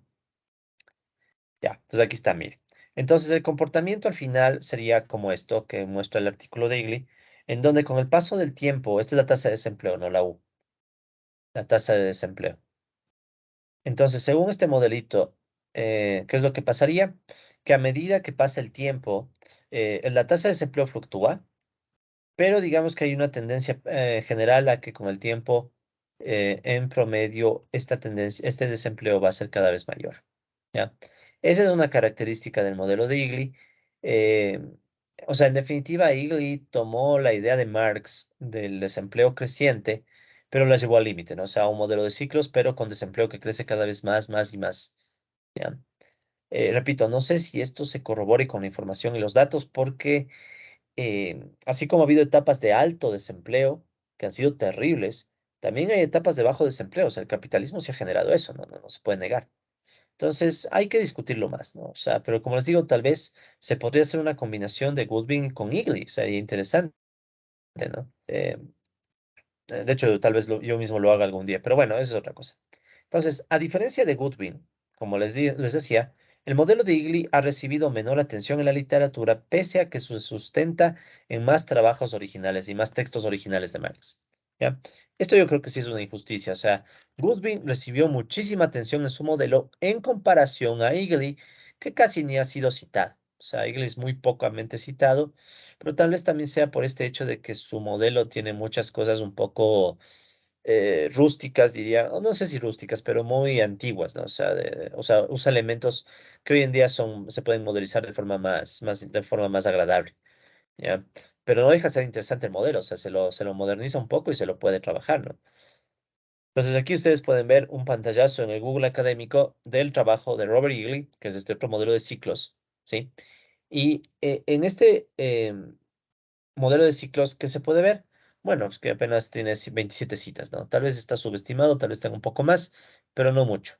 O sea, el conocimiento del modelo de Eagley es mucho más limitado que el del modelo de Goodwin, ¿sí? Pese a que Eagley, repito, está más inspirado en los trabajos de Marx, o sea, cita a Marx mucho más que Goodwin, ¿no?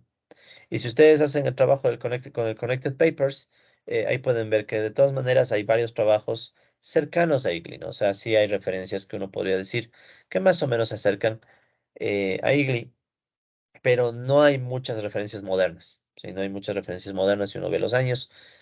Más referencias modernas tiene, o más avances ha tenido el modelo de Goodwin, sin duda. Bueno, entonces aquí está una comparación entre los dos modelos, porque son los primeros, ¿no? O sea, por eso es que hago esta comparación y porque creo que en algún punto podrían complementarse. O sea, yo creo eso, porque si uno compara los modelos y ve las diferencias, Yo creo que se pueden acoplar y quedaría un modelo mucho más completo de cómo funciona el capitalismo según estos dos autores, ¿no? Estos dos intérpretes de Marx. Entonces, si hacemos la comparación de Goodwin contra Illich, ¿qué encontramos? De Goodwin ya sabemos todo, o sea, esto es solamente recordar. Por ejemplo, en Goodwin recuerden que hay una curva de Phillips donde a mayor tasa de empleo, los trabajadores poseen un mayor poder de negociación que les permite acelerar el crecimiento del salario real. La curva de Phillips que ya conocíamos del modelo de Goodwin. Es decir, la disputa trabajadores capitalistas se enfoca en el salario. ¿Ya? Entonces, esa es la característica del modelo de Goodwin, que la pelea entre trabajadores y capitalistas se da en el salario. ¿En qué contrasta con el modelo de Igli? En Igli se asume un salario de subsistencia diario que es constante. Sí, o sea, Igli dice el salario va a representar la subsistencia de los trabajadores y esa subsistencia no se puede mover, porque depende de aspectos más bien hasta biológicos de los trabajadores. O sea, es el salario de subsistencia. Hay muchas teorías de este estilo, o sea, que asumen que el salario es constante, ¿sí? Y eso más bien depende, o sea, el movimiento del salario va a depender de la productividad del sector que produce medios de consumo. O sea, si el sector que produce alimentos es más productivo, por tanto, los precios de esos productos bajan y el salario baja. Esto es más cercano a Marx, en realidad, siendo honesto. Al Marx, verán, el problema es que Marx tiene ideas que a veces se pueden contraponer. En el inicio del Capital uno, en el tomo uno, al inicio del tomo uno, no me acuerdo exactamente el capítulo ahorita, pero en el inicio del tomo uno, Marx habla de este tema, del salario de subsistencia, ¿sí? Y ahí Marx dice precisamente lo que dice Igli, o sea, que el salario de subsistencia dependerá de la productividad del sector que produce alimentos. Entonces, si el sector que produce alimentos es más productivo, el salario de subsistencia puede bajar. Ya, entonces sí dice eso Marx. Pero Marx también dice más adelante en el capítulo 23, lo que ya veíamos por ahí, que el salario depende de cómo fluctúa el ejército laboral de reserva con respecto al ejército laboral activo. De hecho, hay una cita de Marx que veremos en el próximo modelo que vamos a estudiar, donde dice eso, literal. O sea, entonces ahí viene un contraste. O sea, ¿cuál es el Marx al que hay que hacerle caso? Al Marx que dice que el salario de subsistencia depende solo de la productividad del sector que produce alimentos, o al Marx que dice que el salario se mueve con el movimiento del ejército de reserva. Yo diría que los dos. ¿Por qué? Porque aquí dejemos en claro que se está hablando del salario de subsistencia, que no es lo mismo que el salario total. Marx también deja en claro que el salario, recuerden eso, tal vez lo vieron en su curso de Economía Política uno o lo vieron en los conceptos de este mismo curso de Economía Política, recuerden que el salario, según Marx, posee varios elementos. Uno es el salario de subsistencia. Ya, por eso es que yo creo que se puede empatar los dos modelos, porque Igli solo se enfocó en el salario de subsistencia. Pero aparte del salario de subsistencia, también tenemos un salario, por cierto, esta es la subsistencia del individuo y la familia, ¿no? Pero también tenemos otro que se puede llamar el salario que tiene el componente histórico, un componente histórico moral, componente histórico moral. Y también hay, por cierto, el salario que debe cubrir la capacitación, ¿no? Ya. Pero este es uno bien importante que ha sido discutido, el histórico moral. O sea, no solo los trabajadores buscan su subsistencia, sino que aparte buscan cubrir ciertas cosas que dependen de la época. Sí, dependen de la época. Entonces podríamos decir que tal vez este componente histórico moral depende de los ciclos. ¿Ya? Y ahí podríamos empatar esta parte de Goodwin con esta de Ely. ¿Sí? ¿Qué más? Goodwin asume implícitamente una jornada laboral constante que no entra en la disputa entre trabajadores y capitalistas. O sea, Goodwin aquí dice, la jornada laboral ni la menciono, o sea, no aparece en el modelo y básicamente está asumiéndose que es constante. O sea, no, los trabajadores no pelean con los capitalistas por la jornada laboral. Eso se distingue en el modelo de Igli, porque en el modelo de Igli, ¿qué sucede? Igli asume que a mayor tasa de empleo, los trabajadores tienen el poder de negociación suficiente para presionar a una reducción de la jornada laboral. O sea, esto es algo parecido a lo que decía Goodwin con el salario, pero Igli lo hace con la jornada. Mientras más fuertes son los trabajadores, tienen más poder, lo que los trabajadores van a buscar es bajarse la jornada laboral, ¿ya? Y esto es interesante porque entonces aquí nos pone la discusión de, bueno, ¿qué define la jornada laboral? Claro, a corto plazo parece que la jornada es constante, ¿no? 8 horas, por ejemplo. Pero si le pensamos con más profundidad, esas 8 horas nacen de la lucha de clases. Han sido las luchas entre trabajadores y capitalistas, las protestas y demás, lo que han permitido bajar la jornada a 8 horas. Antes la jornada era de 10 horas, incluso antes era de 12 horas. En la época que Marx está analizando el Capital, si no me equivoco, él plantea la reducción de la jornada de 2 a 10 horas. Creo que era algo así. Es decir, la jornada que hoy tenemos de 8 horas antes no era la normal, sino que la lucha de clases llevó a que surja esta jornada. Entonces miren cómo Igli aquí recoge un proceso que es mucho más histórico, ¿no? Que en cambio Goodwin ni lo menciona. Entonces esto es interesante, la lucha por la jornada laboral. O sea, para el modelo de Igli, la disputa entre trabajadores capitalistas se concentra en esa jornada, más que en el salario, ¿ya? Por eso digo que, ¿por qué no pensar en ambos, no? ¿Por qué no pensar en un modelo que al mismo tiempo afecta al salario, la lucha de clases, y también le afecta a la jornada? Sería bien interesante, ¿no? Ese modelo mucho más completo. ¿Qué más? ¿Qué dice Goodwin? Goodwin asume una relación capital-producto constante. Recuerden, la sigma del modelo de Goodwin. Sigma igual capital sobre producto. Entonces, recuerden que esto era una constante en el modelo de Goodwin, ¿sí? Y por tanto, se asume que para producir una unidad de producto siempre se necesita la misma cantidad de capital. Y también Goodwin asumía una productividad laboral que crece de forma exógena. Recuerden, la productividad laboral en el modelo de Goodwin era A punto sobre A, que era igual a una constante alfa, ¿ya? Entonces, Goodwin asumía básicamente que hay un cambio tecnológico exógeno. El capital y el producto tienen la misma relación y la productividad del trabajo crece de forma constante. Igli hace algo distinto. Esto no es tan Marx. Esto de acá de Igli también es bien interesante. Verán, dice lo siguiente. Se asume que a mayor tasa de empleo, los capitalistas tienen incentivos para aumentar la mecanización de la economía, o sea, reemplazar trabajo por capital. Ya, esa es una primera cosa bien llamativa del modelo de Igli. Los capitalistas dicen, ok, está creciendo el empleo, y los capitalistas es como que supieran que ese mayor empleo les va a dar más problemas. Entonces, ante el aumento del empleo, los capitalistas dicen, ¿saben qué? Voy a reemplazar mano de obra por máquinas. Sí, o sea, se reemplaza trabajo por capital.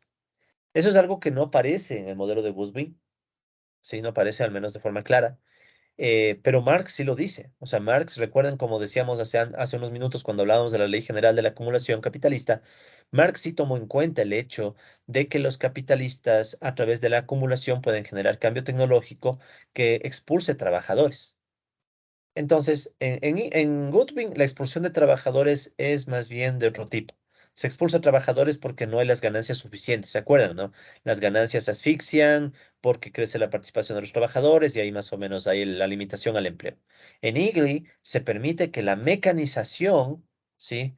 sea una variable también de pelea entre trabajadores y capitalistas. Entonces, miren, aquí la mecanización se vuelve otro elemento de disputa entre las clases sociales. Entonces, mientras que los trabajadores pueden exigir una jornada más alta, los capitalistas pueden reaccionar reemplazando trabajadores por máquinas, ¿sí? Y ahí tenemos entonces otro elemento llamativo que se podría combinar, repito, con el modelo de Goodwin, que no sé por qué no se ha combinado, tal vez ya esté combinado, tendría que ver la literatura más a fondo. Pero ahí viene el tema. O sea, el tema es que Igli sí recoge más ideas de Marx, por eso digo que es bien interesante, aunque ciertas cosas de Igli se podrían mejorar en su modelización, creo yo, sobre todo la última que vamos a ver. Entonces, ¿qué más? Vamos al último punto. Hay otros, podría haber más, ¿no? Pero yo creo que estos son los más importantes que permiten comparar a ambos artículos. En el modelo de Goodwin se asume que las ganancias siempre se invierten en la acumulación de capital en una proporción fija. En el modelo original de Goodwin era el 100%, o en la versión que nosotros estudiamos se puede utilizar una tasa constante S. Recuerden que asumíamos básicamente qué cosa. Que, a ver, ¿cuál era la ganancia? Con rojo mismo. ¿Cuál era la ganancia de los capitalistas? Recuerden que U era la participación de los trabajadores. Uno menos U, la participación de los capitalistas. Si ustedes multiplican esto por Q, les daba las ganancias. Y si multiplican por S, les da el ahorro capitalista, que después es el que financia la inversión. ¿Sí? K', más delta K, porque también tenía depreciación en el modelo que estudiamos. Entonces, en el modelo de Goodwin, las ganancias siempre se invierten a una tasa constante, S. En el Goodwin original, S puede ser igual a 1, o sea, 100%, o podemos tener una tasa que esté entre 0 y 1, ¿ya? Pero es una tasa constante, ¿sí? Una tasa constante, que esa es otra posible limitación de Goodwin. Igli, en cambio, plantea algo distinto. ¿Qué asume Igli? Dice, se asume que los capitalistas acumulan todas sus ganancias cuando la rentabilidad es alta. En cambio, dejan de acumular cuando la rentabilidad cae por debajo de una tasa mínima. O sea, S en IGLI, ¿no? Azul para IGLI, disculpen un segundo. Entonces, para IGLI podemos poner esto en azul. Entonces, para IGLI se da que S es igual a 1 si la rentabilidad es mayor a una rentabilidad mínima, si quieren, ¿ya? Y S es igual a 0 si la rentabilidad es menor a esa rentabilidad mínima. Si aquí mayor o igual podemos poner. Entonces, esta es una cosa bien interesante, pero un poco rústica. Esta es la parte rústica que les digo del modelo de IGLI. Es interesante porque Marx sí habla de esto. Marx dice, a medida que se da la acumulación de capital, los capitalistas pueden ir regulando cuánto deciden acumular dependiendo de cómo va la ganancia. Marx sí lo dice en el capítulo 23. Goodwin no hace caso y simplemente dice están dadas las ganancias y listo. Eagly dice, la decisión de los capitalistas de ahorrar o no ahorrar depende de la rentabilidad. Si hay una rentabilidad muy baja, los capitalistas no ahorran y por tanto no se canaliza ganancias para la acumulación. Pero si la rentabilidad es lo suficientemente alta y supera un umbral mínimo, entonces ahí los capitalistas sí tienen incentivos para lanzarse a la acumulación. ¿Sí? Esto se puede mejorar muchísimo con algo que se conoce como la función de inversión. Entonces vamos a ver así muy rápidamente. Primero recuerden qué es lo que dice Igli, ¿no? Entonces Igli plantea esta idea de que la tasa de ahorro puede ser igual a 1 y la tasa de inversión, ¿no? Estamos asumiendo que ahorro igual a inversión. Si la rentabilidad supera un determinado umbral, una rentabilidad mínima. ¿Sí? Pongamos la mayor igual. Y en cambio es igual 0 si la rentabilidad es menor a la rentabilidad mínima, ¿ya? No lo pone exactamente así, pero lo estoy yo escribiendo de esta forma para que entendamos nada más, ¿ya? Hay versiones un poco más agradables de esto, como por ejemplo la llamada función de inversión y función de inversión. Muchos autores han utilizado esta función de inversión, como por ejemplo la versión que voy a utilizar que se acerca a lo que ha planteado Joan Robinson. O sea, ¿cómo sería la función de inversión? Nosotros podríamos decir que el capital, K' sobre K, crece a una tasa que puede ser igual a, entonces pongamos aquí, es una función arbitraria ahorita la que voy a escribir, ¿no? Podríamos escribir alfa 0 más alfa 1 multiplicado por la tasa de rentabilidad que le puedo llamar R menos una R mínima, ¿ya? Entonces esto podría ser una versión mucho más agradable, la función de inversión, una función de inversión un poquito más moderna. Entonces, ¿qué pasa aquí? Miren, cuando la rentabilidad, ¿sí? Asumimos por si acaso que alfa 0 y alfa 1 son positivos, ¿no? Entonces, empecemos por el más fácil. ¿Qué es alfa 0? Alfa 0 sería la tasa a la que crece el capital, porque sí, si quieren, 2%. Esto a veces se le conoce como lo que Keynes llamó el espíritu animal, entre comillas, espíritu animal. O sea, a los capitalistas les da por hacer crecer su capital un 2% simplemente porque más amanecieron con ganas de invertir. ¿Ya? Entonces, estos son los cambios psicológicos, si quieren, en las decisiones de inversión de los capitalistas, que nada tienen que ver con la rentabilidad, sino que simplemente es el deseo de invertir, las ganas de arriesgar, etcétera, el espíritu animal, ¿ya? Pero este otro es el que nos interesa más, ¿y esto cuál es? Entonces, fíjense, si R es mayor a R mínimo, R menos R mínimo obviamente va a ser mayor a cero, y si multiplico por alfa 1 va a seguir siendo mayor a cero, R menos R mínimo mayor a cero. Es decir, que si R es mayor, R mínimo, todo esto provoca un empuje a que crezca la tasa de crecimiento del capital. ¿Sí? Entonces, si quieren, sería 2% por el espíritu animal más un, qué sé yo, 3% por la rentabilidad y tendremos un efecto total del 5%. ¿Sí?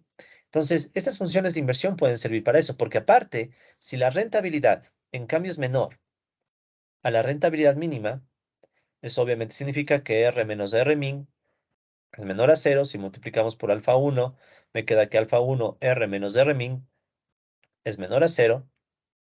Y entonces, ¿qué pasa con la función de inversión? Que adquiere otra lógica. Entonces, aquí dibujamos la función, escribamos la función de inversión. K' sobre K igual alfa 0 más alfa 1 R menos R min, pero ahora estamos en este otro caso, entonces aquí tenemos el 2% del espíritu animal, digamos que sigue ahí, pero ahora digamos que esto es un menos 1%, porque la tasa de rentabilidad es menor a la mínima. Entonces, 2 menos uno igual 1%. Entonces, miren cómo una rentabilidad más baja puede provocar que el capital ya no crezca como antes, y si es que esto es muy fuerte, incluso puede caer el capital. ¿Sí? Entonces, esta sería una versión un poco más moderna de representar lo que ya Igli decía, pero de forma un poquito más, menos estructurada, digamos, ¿no? O menos, un poquito menos actual, ¿no? Porque actualmente se puede usar una función de inversión. Incluso esta función de inversión es un poquito desactualizada porque hay funciones de inversión que también ponen el efecto de la demanda. Ustedes aquí también pueden poner el efecto de la demanda, pero eso lo veremos luego. Entonces, en definitiva, esa es la comparación entre estos dos grandes modelos, el modelo de Goodwin y el modelo de Eagly, y motivarles, repito, a que piensen en las posibles combinaciones, pero obviamente para eso hay que leer a Eagly, ¿no? Entonces, vamos a ver en Eagly, solamente quiero mostrarles dónde están estas ecuaciones que estamos mencionando, ¿no? Entonces, por ejemplo, este es el artículo de Eagly, ¿no? En este artículo de Eagly, aquí está, por ejemplo, más abajito, eh, bueno, esta ecuación, si no me equivoco, es la, del salario constante, el salario W, que es el salario de subsistencia. Pero bueno, eso no es muy importante. Aquí está. Esta es la primera ecuación, miren. En esta ecuación, Igli lo que dice es que la jornada laboral, el número de horas de trabajo, depende de uno menos n sobre n barra. ¿Ya? ¿Esto qué es? Uno menos n sobre n barra es la tasa de desempleo en Igli. Es la tasa de desempleo. Sí, es la tasa de desempleo tomando en cuenta que n sería el empleo. ¿Ya? Entonces, como pueden ver, cada modelo tiene su propia simbología, ¿no?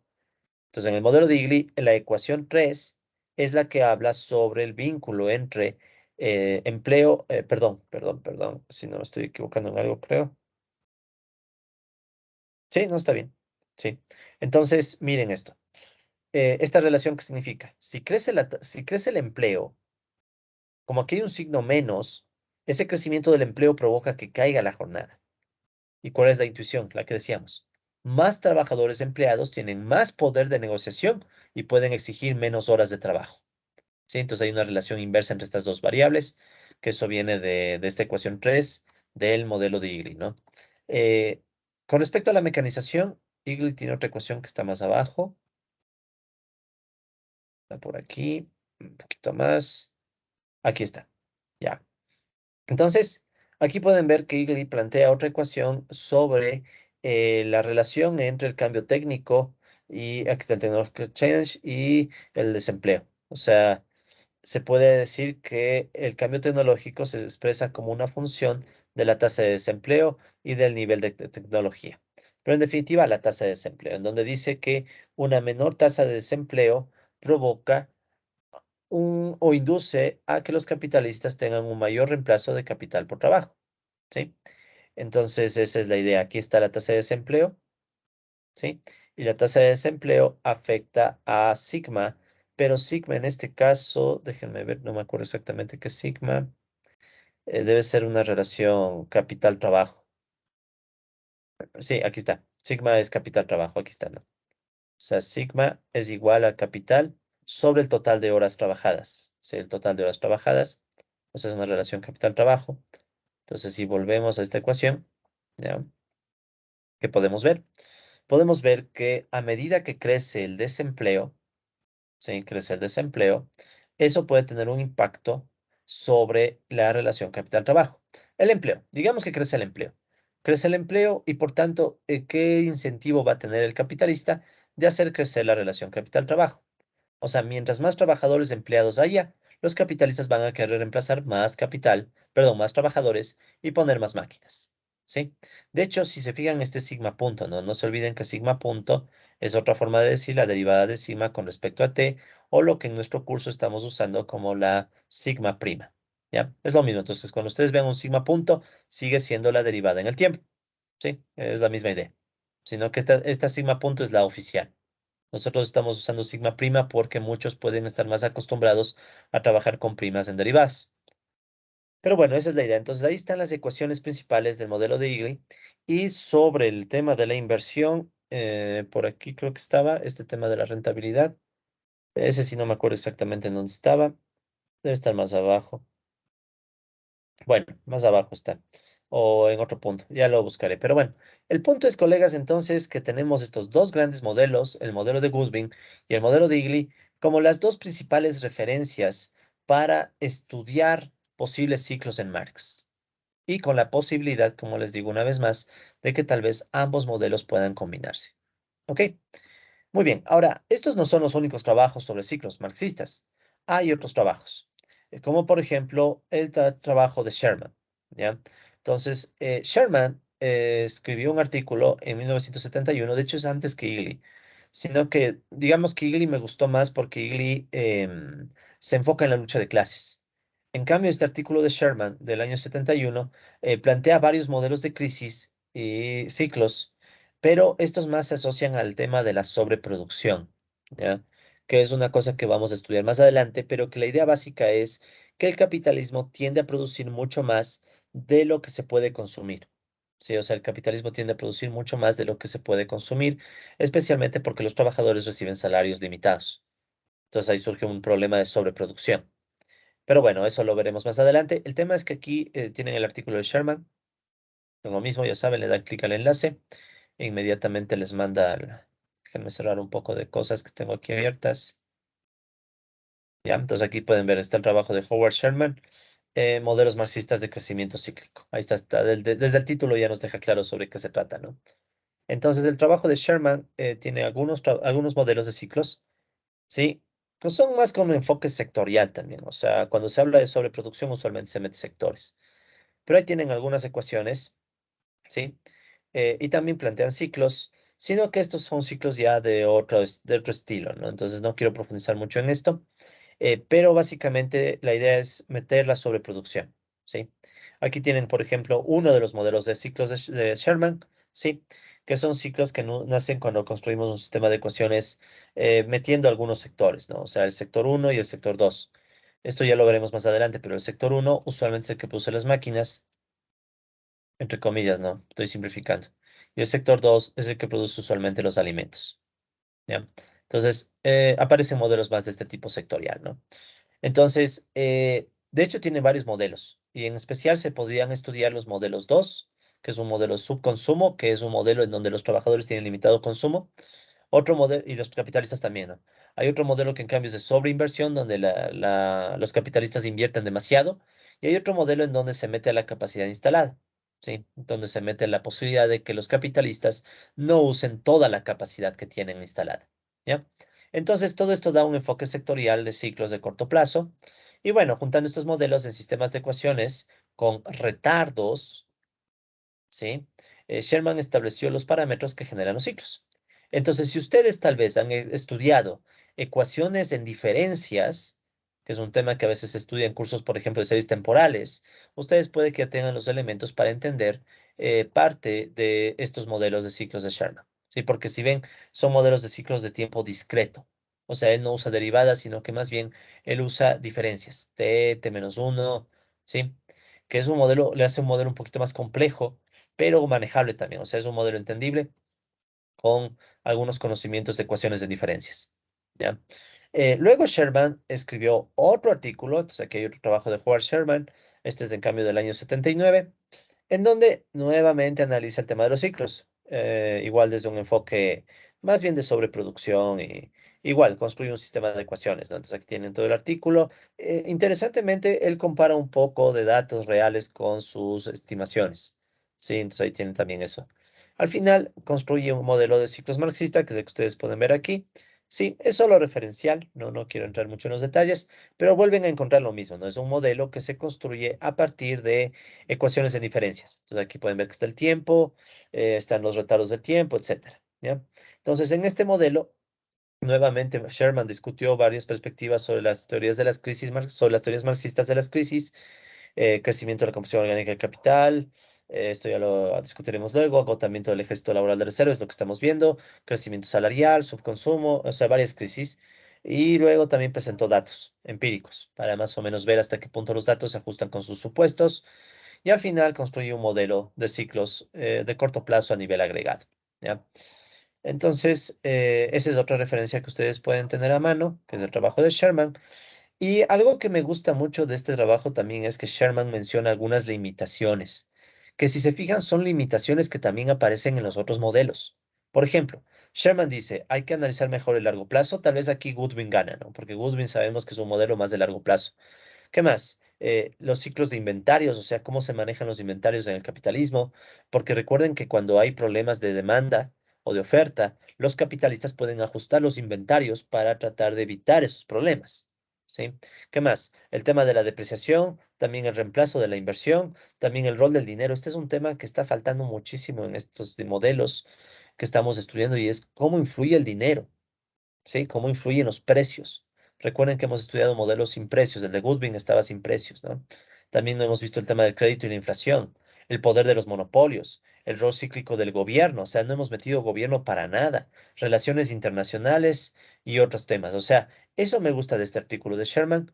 O sea, el modelo es interesante, pero más me gusta esta mención a todas las posibilidades que uno puede buscar para ampliar los modelos, que bueno, algunas ya se han hecho en el modelo de Goodwin, pero no se quita la posibilidad de seguir ampliando, ¿no? Entonces, eso. Y bueno, Sherman de hecho tiene muchos otros aportes en uno de sus libros que escribió en el año 91, un poquito viejo, pero es un modelo, el libro queda más que bien para nuestros temas porque es un libro sobre el ciclo de negocios. Entonces, Sherman hace una suerte de recopilación en este libro de todas sus ideas sobre los ciclos, ¿sí? Incluyendo modelos marxistas. Aquí abajo está, déjenme ver en el índice, vamos bajando un poco, ¿ya? Entonces ahí pueden ver que hay eh, miren, el desperdicio del ciclo de negocios y las pérdidas, ¿no? Las pérdidas que se sufre durante el ciclo. La medición del ciclo de negocios, la historia del ciclo de negocios. Entonces, un modelo, es un libro interesante, ¿no? Y aquí pueden ver que tienen teorías de los ciclos de negocios y aparecen un montón de teorías. Tienen la teoría de la ley de Say, recuerden la ley de Say que dice que la oferta crea su propia demanda, en la versión más simplificada, porque Say dijo cosas más complejas, pero bueno, ahí tienen después modelos crítica a la defensa de Say, argumentos para a favor de la ley de Say, modelos neoclásicos keynesianos, post-keynesianos, monetarismos, los nuevos modelos clásicos, o sea, tienen varios enfoques, ¿no? Tienen muchísimos enfoques de cómo se puede estudiar los ciclos y también aparecen las visiones de Marx y también de otros autores como Mitchell, Keynes, Kalecki, etc. Es decir, no solo les estoy dejando referencias para estudiar a Marx, sino también a otros autores a través de los trabajos de gente como Howard Sherman, ¿no? O el mismo Goodwin. Recuerden que Goodwin tenía otros trabajos que no solamente eran Marx, ¿no? Sobre Sherman también hay una cosa interesante que es un comentario crítico que planteó otro autor, que se llama Lombowski. Bien, entonces aquí está el artículo de Lombowski. Este artículo de Lombowski es más un comentario al modelo de Sherman. Supuestamente Lombowski dice, creo que el modelo de Sherman tiene algunos problemas y hace algunas correcciones según él para mejorar el modelo, ¿sí? Es un artículo no muy largo. Ya, entonces aquí están las correcciones que hace Glombowski. Y al final, esto me gustó del artículo y por eso lo incluí en nuestra referencia, es cómo Glombowski crea un esquemita tipo red, o sea, o tipo circuito, para ver cómo se conectan las diferentes variables a través de las ecuaciones. ¿Sí? Entonces, bien interesante porque Glombowski dice, esta es la forma como se deberían conectar las variables para generar un modelo, ¿sí? Y corregir lo que hacía Sherman. ¿Ya? Entonces ahí surge este circuito. Esto es bien interesante porque piensen que se parece a lo que nosotros hacíamos cuando interpretábamos el modelo de Goodwin. Recuerden que para interpretar el modelo de Goodwin metíamos una ecuación y después hacíamos una flechita para conectarle con otra ecuación. Entonces esto es algo parecido, pero aquí lo que se conectan son variables. Entonces, en parte no les miento, de ahí parte de lo que se me ocurrió hacer esos esquemitas es siguiéndole a Glombowski. Ok, entonces Glombowski planteó, como les digo, una crítica al trabajo de Sherman y también discute que es difícil encontrar ciclos estables. Además que criticó a Sherman por cosas como mucho enfoque subconsumista, o sea, Sherman se enfocó demasiado en el tema del consumo, las limitaciones del consumo, y según Lombowski, Sherman dejó de lado muchos otros temas, sí, especialmente el cambio técnico en la composición de capital o el desempleo. Bueno, pero eso ya es más informativo. Luego, en otro trabajo, este autor, Glombowski, que también aquí les dejo el enlace, escribió otro artículo. Es bien interesante este también. No es de ciclos, o sea, en estricto rigor no es de ciclos, pero es un modelo de crecimiento de largo plazo marxista, o bueno, desarrollo le llaman. Un modelo marxista de largo plazo, de desarrollo capitalista, ¿no? George Glombowski. Eh, este autor ahí básicamente construye este modelito de largo plazo, donde él asume una relación directa entre la tasa de explotación laboral y la tasa de empleo, que es bien parecida a la curva de Phillips de Goodwin, ¿sí? Con ligeras variantes. O sea, Glombowski, déjenme poner de nuevo el artículo, disculpen. ¿Dónde estaba Glombowski? Ya. Entonces, volvamos a ver el artículo de Glombowski. Ustedes pueden ver que en este artículo aparecen algunas... bueno, es un modelo, no es un modelo igualmente, pero por acá abajo, déjenme ver si encuentro. Glombowski plantea algo parecido a la curva de Phillips, pero él plantea una relación, aquí está, si no me equivoco. Sí, esta es la relación. Entonces, esta es una relación en donde, disculparán, lo que pasa es que hace un tiempo que revisé esto, pero esta creo que es la ecuación, sí. Aquí dice, aparece esta ecuación 10, la cual postula que el crecimiento de la tasa de plusvalor sigue una función lineal decreciente con respecto a la tasa de crecimiento del empleo. Sí, esta es. Entonces, esta es la ecuación de Glombowski, en donde aquí lo que Glombowski pone es la tasa de crecimiento del empleo, tasa de crecimiento del empleo, y acá al lado pone la tasa de crecimiento, sí, la tasa de crecimiento de la tasa de plusvalor. Entonces, esto le recordarán de sus clases de Economía Política 1 o de los conceptos que se dicen al inicio de este curso. Eh, la tasa de plusvalor, recuerden que es la relación entre el plusvalor sobre el capital variable, o sea, cuánto se llevan los capitalistas versus cuánto se llevan los trabajadores. Por tanto, ¿qué es lo que dice Glombowski? Si el empleo crece con más fuerza, o sea, sube este beta, entonces por este signo menos, la tasa de plusvalor o este sigma tiende a caer. Entonces es la relación que encuentra o que plantea Glombowski, que es bien parecida a la curva de Phillips, sino que claro, la curva de Phillips tal vez es más agradable porque es salario contra empleo, ¿no? Que es algo más común para nosotros. Sí, la que usó Goodwin. Pero es bien parecida. Sí, ¿cuál es la diferencia? Que Glombowski, en vez de utilizar la tasa de empleo, usa la tasa de crecimiento del empleo. Bueno, la tasa de crecimiento de la tasa de empleo. Entonces, es como que Glombowski le plantea más en términos de tasa contra tasa. Nosotros hacemos tasa contra nivel. Si esto es tasa contra nivel, esto es tasa contra tasa de crecimiento. Pero se le puede hacer un pequeño cambio y ya tenemos ciclos. Sí, de hecho, Golombowski hace esto a propósito para que no le salgan ciclos. ¿Sí? Pero si ustedes hacen los pequeños cambios y le hacen más parecido a Goodwin, obtienen ciclos. ¿Sí? Obtienen ciclos. O sea, una pequeña modificación permite obtener ciclos de forma relativamente sencilla. Solo tienen que hacer ese cambio en la ecuación de ahí. ¿Por qué les cito este trabajito de Glombowski? Primero por eso, ¿no? O sea, porque es un modelo que tiene el potencial de generar ciclos con un mínimo cambio. Y segundo, les planteo esto porque el trabajo de Glombowski de estos modelos de largo plazo marxistas podría vincularse con otras interpretaciones que sí son cíclicas, ¿ya? Y por ejemplo, aquí les quiero muy rápidamente mencionar un trabajo que escribió quien les habla, o sea, Cajas Guijarro, John Cajas Guijarro, y aquí está el enlace a este articulito que yo escribí en el año 2018, que salió publicado en la revista de nuestra facultad de la Universidad Central del Ecuador, ¿no? Nuestra revista de Economía. Entonces, en este articulito que escribí en mayo del 2018, bueno, publiqué en mayo del 2018, esto se publicó en un número, el número 111, en honor a Marx, ¿sí? En honor a Marx.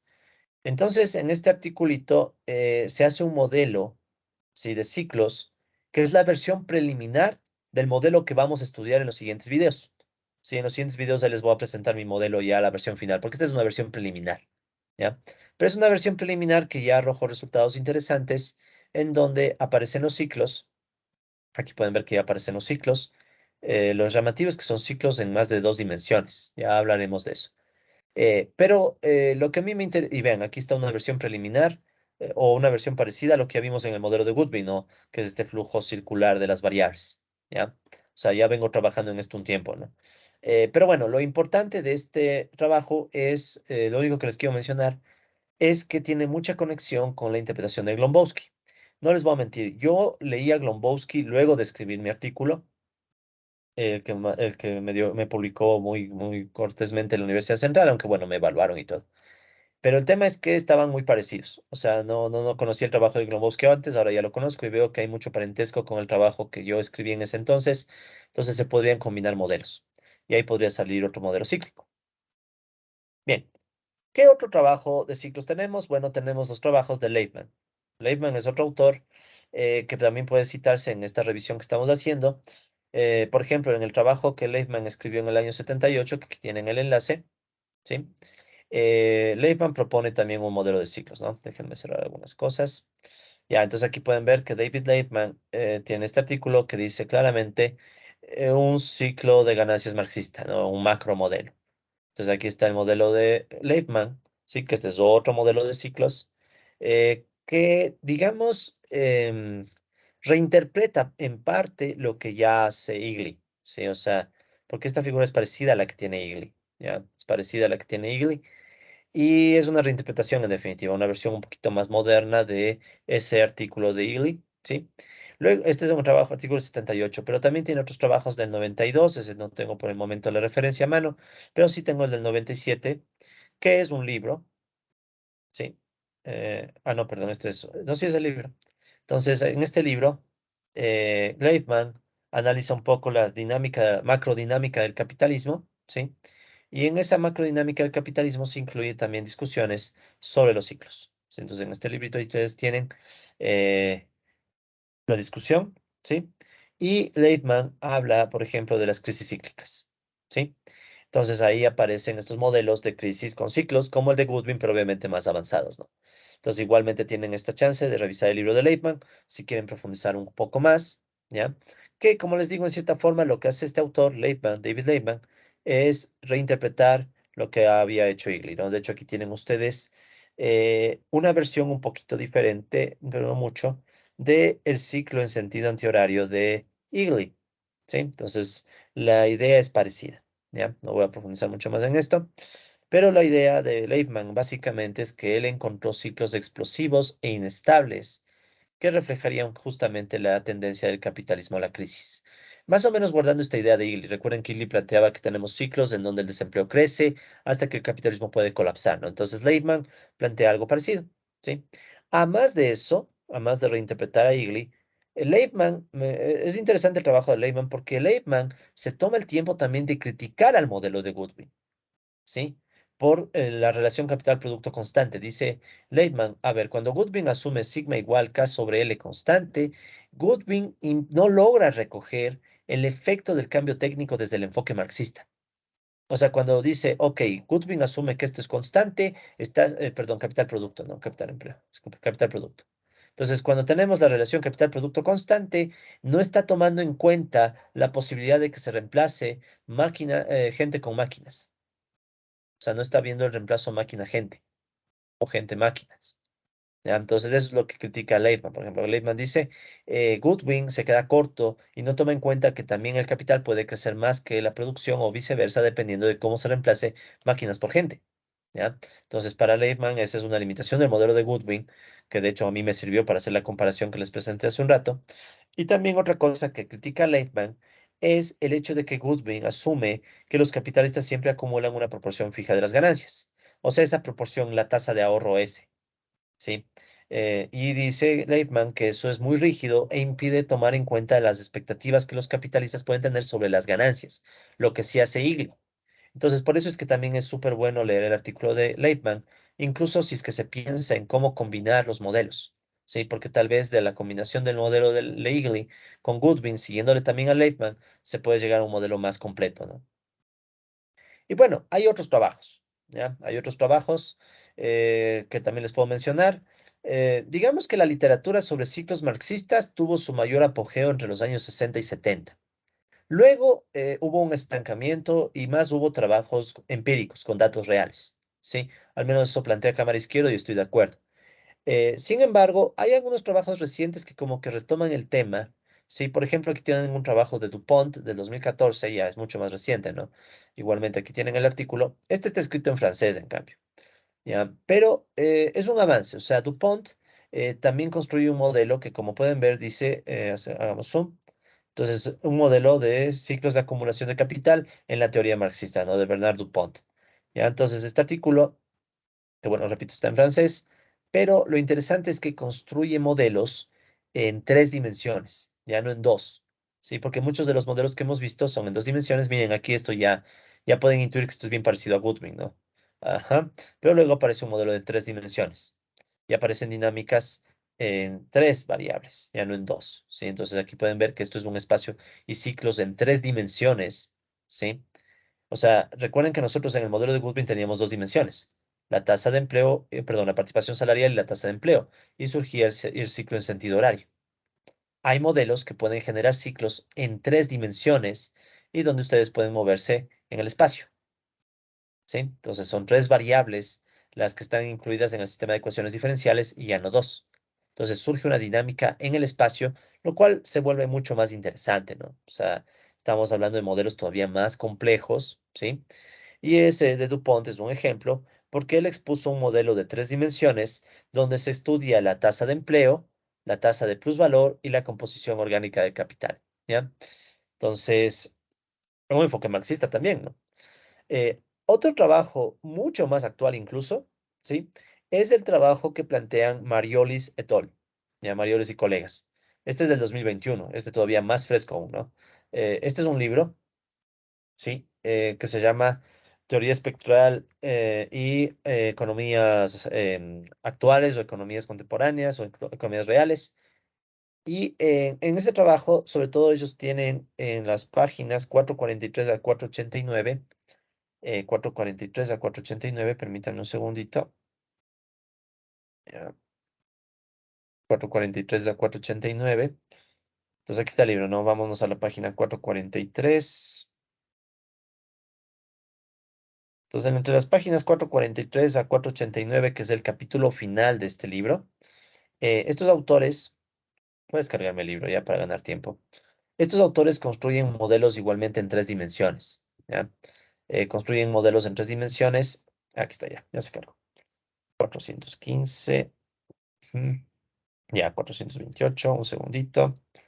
Eh, bueno, ya se descargó el libro también. Ustedes lo pueden descargar, ¿no? Desde el enlace. ¿Ya? Todo esto va a mi nube, que es donde yo puedo compartir estos textos. Recuerden, bajo el criterio de uso justo, ¿no? O sea, estamos usándolo con fines estrictamente educativos, ¿no? Entonces, vamos a la página 443, 48, 47. Ya. Entonces, desde la página 443 en adelante está el capítulo 11 del libro, que aquí pueden ver que es un...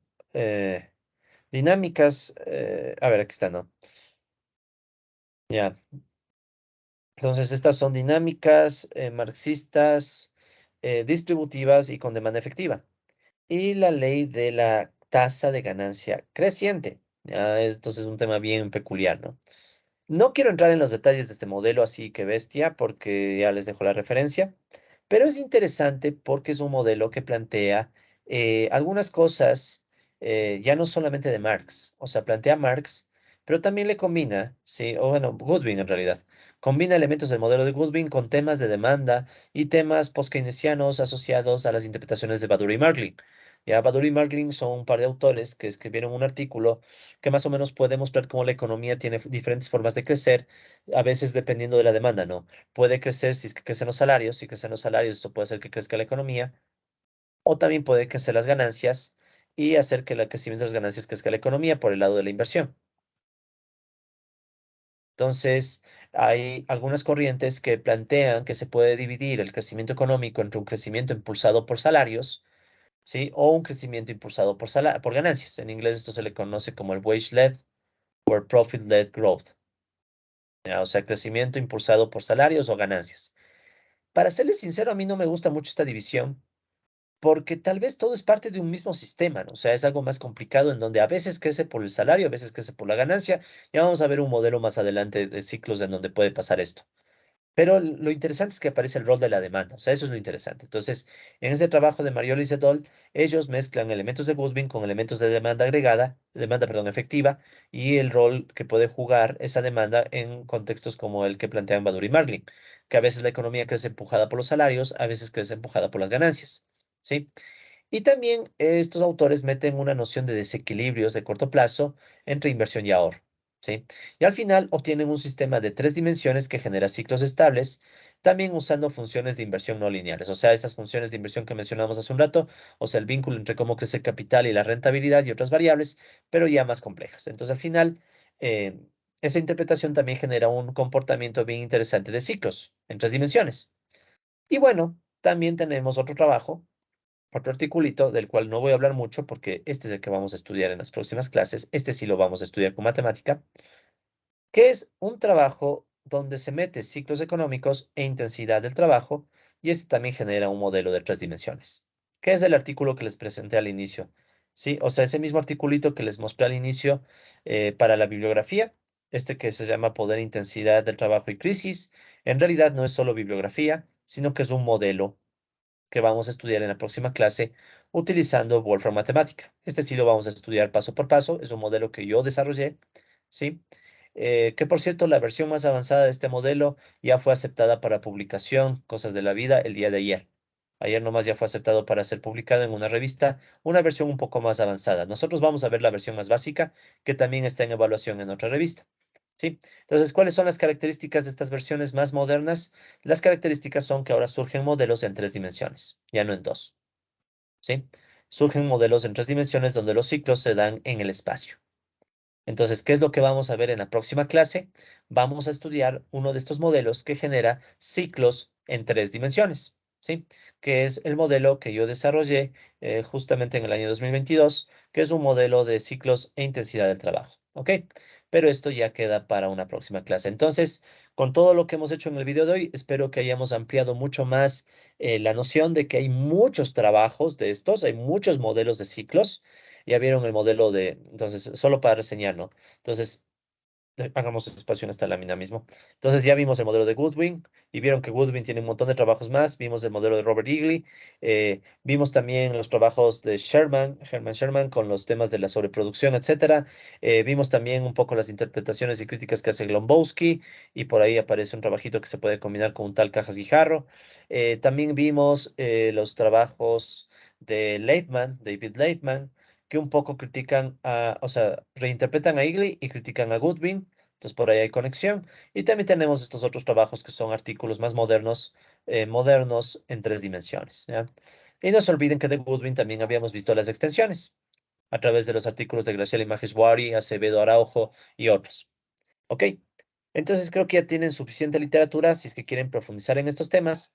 Y para la próxima clase nos concentraremos ahora en pensar en modelos más complicados en 3 dimensiones, especialmente este modelito que yo construí y que lo vamos a hacer con el Wolfram Matemática. Entonces yo les voy a enseñar desde cero cómo construir estos modelos y estas gráficas en 3 dimensiones de ciclos. ¿Ok? Entonces con eso creo que damos por terminada esta clase de revisión de literatura y quedamos listos para empezar a ver el nuevo modelo en la siguiente clase, pero ahora ya con una visión más amplia de que en realidad estamos apenas viendo la punta de todo un iceberg lleno de literatura y bibliografía que ustedes pueden estudiarla con la profundidad que deseen, ¿no? Ahí tienen todos los artículos. ¿Listo? Entonces con esto cerramos, colegas, este video de revisión de literatura marxista de ciclos, ¿no?